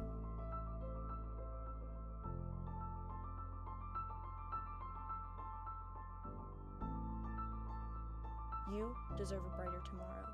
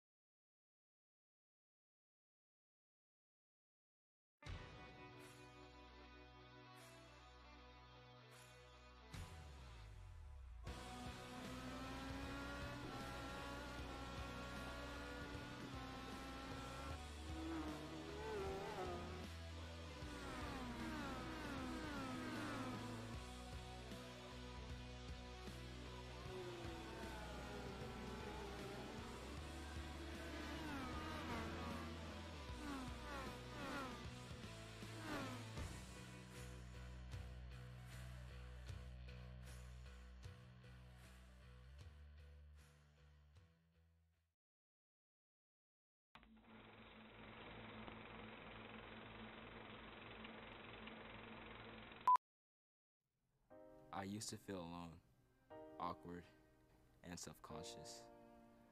I felt as if I was walking down an endless road leading nowhere. I suffered from deep depression, and I couldn't shake the pain. Soon I would catch myself having thoughts of suicide. I ached in pain for someone to come and help and tell me everything's alright. As I drifted off into my daily thoughts of emptiness, someone stepped in and reached out. They told me they were there for me. I later realized in a world this big, there will always be someone to confide in. I'm so thankful someone came to my rescue and made me feel loved. You do not have to suffer alone. Be the difference in someone's life and don't let another beautiful life be wasted. Don't wait until it's too late. Know the signs. Give light to someone in need. If you know someone who is suicidal, call the National Suicide.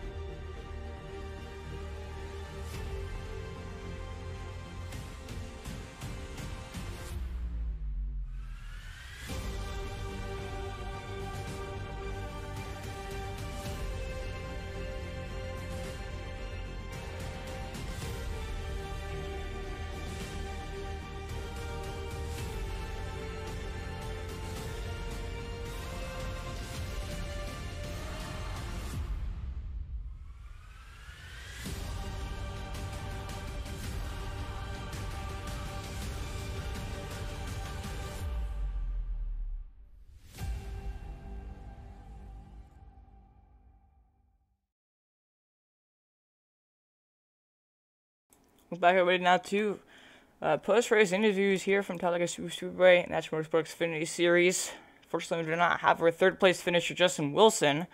However, we do have our fourth-place finisher and league owner, Roy Atchison. So we're going to bring him in the broadcast booth here just a second. Roy Atchison, do you have a copy? Sure do, buddy. So yeah, Roy, we talked to you right before the end of that race with a few laps left to go as you were leading. Fortunately, you weren't able to get the job done, and you were coming across the line right there. But you're definitely in your position, and you definitely had a chance. But just tell us how the race went tonight, and what your thoughts going there at the end. I know the 23 was blocking, and I just had to take my shot. And he was there, and I tried to lap on time, but he was already going around. So apologize on that. The 26 gave me a good push. It wasn't for the 26, I wouldn't have got back up there. And I just want to thank my teammates, the 87, for being there with me, because only one that wanted to push me was the 87 and the 26. I want to thank them for that, and Paparazzi Jewelry. And like I said, suicide awareness, it's out there, and we all need to pay attention to it. And I just want to wish my cousin a happy birthday. Today was his birthday, with my aunt passing as well. So it was a good finish for me. I probably moved up just a tad in the points. I'm trying to stay in top 10, and I just want to thank everybody and congratulations to Jason Burnham for the win. And I'm sorry I got into the 23rd and 23 and ended up getting in the 58. I was just glad that they didn't lose any positions over that. Yeah, certainly. And like I said earlier, best run of the season. Pretty good. Led 12 laps here tonight, so definitely a motivator for the rest of the season. Looking forward. Any thoughts on next week? Yeah, we're at Dover. I'm pretty decent at Dover, so I just got to know when to pass the guys, because some of these guys, they're coming in brand new, so it's new people, and I just glad that we got what we got, and we had 13, 14 guys,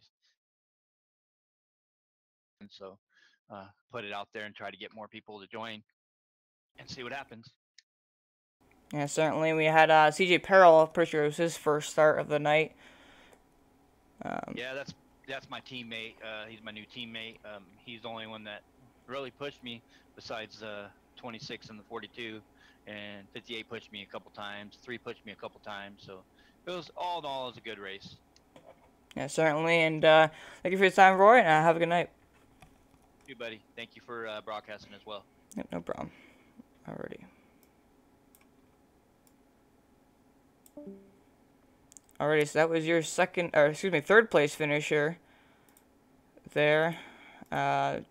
Roy Atchison, league owner. We talked to him before when he was leading. It wasn't quite the job done, but now we're going to take the time to go with your second place finish, Blaze Tatum.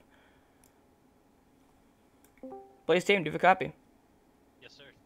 So yeah, Blaze, I saw you having a pretty interesting strategy. We saw you working with the 50 and 83 much of the night. You were, in the back. You came there towards the end of stage 2, got some stage points, but definitely a pretty good race for you. You got some damage, but second place finish, didn't lead any laps, but definitely a pretty solid performance for the night. But just talk about the race tonight. Oh, yeah. I mean, it was honestly our whole little strategy came together right there with about 5 minutes left in practice tonight, and I definitely got to thank Jason and Jeffrey for including me in that. We worked really well together.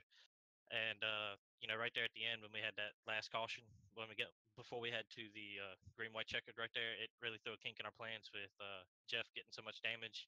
So we kind of tweaked it a little bit, and I knew I wasn't going to be able to get up front and take the win. And so we kind of tweaked it, and since Jason was going to be starting right there in the third spot, we kind of tweaked it a little bit and said, well, hey, you get up front and we'll see what we can do. We might have a battle between us two at the end, whatever the case may be. But we were really happy with the solid finish. Like I said, I got to thank them, Paparazzi Jewelry, Suicide Awareness, and you guys for putting this on, and definitely Jeffrey and Jason for all this right here. Yeah, certainly. Did have a pretty good push there to 83. I mean, you could definitely say you gave him the win right there, pushing him ahead of the 58 and the 3. As we saw those two guys working together all night long, they're probably the two fastest guys on the track, and you and 83 managed to push you guys ahead of them. So definitely good job by both of you. But any other shots you want to give? I think that's about it. I mean, it really came close right there towards the end at the last lap, going into 3. They were getting another real good run on us, and I just happened to get close enough to Jason to really give him a shove right as we went into the turn, and that helped us out. And I think that made all the difference in where we finished tonight. Yeah, certainly. Appreciate your time, Blaze, and have a good night. Thank you. You did the same. Alright, so that was your second place finisher, Blaze Sam. You pushed the 83 to the win right there, and ended up working across the line a bit, but not a terrible performance. But now we're going to have a word here with Jason Barham, your race winner. So, Jason Barham, do you have a copy? Jason Barham, do you have a copy? Yes, I do. Alrighty, so Jason, coming off with another win here. You won Daytona earlier this season. Had a couple top 3 finishes there when you went west to the western tracks, but pulling off the win here at Talladega. You're the only driver out there with a completely clean race car, so definitely an accomplishment in itself right there. You led 4 laps. Just talk about your performance and what led you to the win here tonight. Well, I tell you what, it's like the same thing I did in Daytona. I don't know what it is. I just like to play tracks, but people get too aggressive early on. You just got to keep your car clean. That way you're there in the end, working together with the 50 in the 23 car. I mean, we had a great strategy coming into this race. We knew we had to do something, and we put together a pretty good, solid plan. Things got mixed up there with that last caution, but 23 definitely helped me out with the win, and it feels good to get back in the winning circle here after last couple weeks. Been pretty rough, so I'm feeling pretty good. I just want to give a shout out to Paparazzi Jewelry, Suicide Awareness, and Roy, and yourself too there, Lucas, for putting this on here in the booth.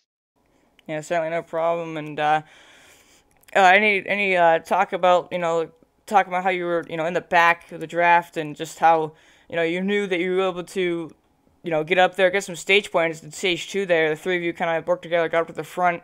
Just talk about how you're able to know that even though you fell back, you're able to get back up at the front and just kind of mess with the accidents and whatnot. Well, to the end of the stage 2, we just kind of switch up our little order, and all of a sudden we started catching about a second a lap. It must have been an awesome end to the stage for you guys watching up in the booth there, because we took it right in the middle there and got the stage win there for Jeffrey. So it was pretty good, but I just always like staying in the back and seeing what's ahead of me and keeping my car clean, because the cleaner car is, the faster it goes. Yeah, certainly, and again, like I said earlier, only car out there without any damage, so definitely pretty good. But thank you for taking your time here, Jason, talking to us, and go celebrate your win. Oh, I'm celebrating, buddy. See you next week. All right, yeah, see you next week at Dover. Alrighty, so that was your how was your winner, Jason Barham? And as we now speak, our third place finisher, Justin Wilson, just came into the Discord. So we're going to bring him on in here in just a second. Justin Wilson, do you have a copy? Oh, yeah, 10-4. So yeah, we missed you. You missed the interview earlier, but we're doing it now. Yeah, that's fine. So yeah, I mean, you came off 4 weeks in a row. You've dominated, won the races. Finally lost a streak, but of all places, it's Talladega, so you know, not much of a downside there. Your record come across the line, but you know, you got some damage early on. Probably hit your speed a bit, but you and the 3 record together like you usually do. Just great run by you. Just talk about how your race went tonight. Yeah, it was pretty good. I mean, me and Jen, we were going to work together, and same with the 11, but we had that little early altercation. Kind of hurt us a little bit because we had some damage on pit road. And I had some issues on pit road during some of those stops, too, where my pit crew decided to change multiple sets of tires under one stop, which was really weird. But, I don't know, it came down to the end. We got caught up in that last wreck, which really hurt us, and we didn't really have the speed on the top, like, just because of all the damage we had on the car at the end of the race there. And, I mean, I don't know. I'm kind of disappointed with the third place, but at the same time, I'm not, because like I said, it's Talladega, and anything can happen there. And it's just, it was all right. Yeah, certainly, and I did see your pit stop happen earlier. I was kind of confused about myself, but good run for you, leading 16 laps here. Definitely not disappointing. You know, P3 at Talladega. I mean, you didn't get wrecked, and that's an accomplishment in itself. So, any shout-outs you want to give? Oh yeah, just my buddies Jim and Chase. You know, we have a good time when we run these. We're always goofing off and having fun, and that's what it's all about. And Roy putting on the show, and everybody that was running there. We had some good racing going on, long green runs, and we'll see them on the next race. Yeah, certainly. Next week we head to Dover. So, thoughts on Dover? Dover is one of my best tracks, so looking forward to it. Actually, I'm sure I'm sure the field did not want to hear that, but yeah. So, thanks for taking your time to talk with us, Justin, and have a good night. Yep, thank you. You too, Bob. All right, so as your P3 finisher, Justin Wilson, coming off a hot streak of 4 wins in a row, gonna come out here with a top 3 finish here at Talladega. Definitely not the win he wanted to go 5 in a row, but I mean, you're complaining about not going 5 in a row, so I mean, definitely not exactly a very sad moment. So, good run for him, P3, leading 16 laps. But the best run out here tonight was Jason Barham. Managed to keep his nose clean all night long. He's gonna come out with a win here, second time this season. He won last time. He came all the way back at the season opener at Daytona. So definitely a play track racer. It seems like Blaze Sam, he'll come off second with comparably his best run of the night. Justin Wilson, P3. Atchison, the third, also his best run of the season. He'll come out 4th after run up there quite a bit. Jamont, P5, after leading most of the laps to 50 something or other. Jeffrey Meyer, he's going to come out P6. CJ Perrell on his first start here. He's going to finish 7th, Greg Floyd 8th. Kenneth Stewart 9th, and Donald Floyd rounds out your top 10. Chase Berry, he finished 11th, 9 laps down. CJ Gates also got involved in that crash, the very first crash there, coming to the end of stage 1. He blew his engine right there. 95 laps down, he's going to finish 12th. And everybody else didn't start the race. So, yeah, there is Talladega in the books. Race number 8 in the books. And it's in the hands of Jason Barham. So, yeah. Jason Barham will win his second time this season, his second career, as you see the wreck behind him, actually. Yeah, so thank you all guys for watching. If you did enjoy tonight's coverage of Atchison Motorsports Xfinity Series, be sure to hit the like button and subscribe. It helps out quite a bit. Like I said, next week we head to Dover International Speedway for kind of a short track, it's 1 mile, but it's high banked, 140 mile an hour about speed, so pretty exciting. Justin Wilson, when you heard him say, you know, he's excited about it. He's one of his best racetracks, and like I said, Phil definitely does not want to hear that, as he's been pretty dominant this season. But yeah, so again, thank you all for watching tonight's broadcast. That's Motorsports Xfinity Series, brought to you by Paparazzi Accessories, along with Suicide Awareness, with the fish partners of the Atchison Motorsports Xfinity Series. And wish you all a happy Sunday night, as you all go to work or school tomorrow on Monday. And yeah, LCTV closing out.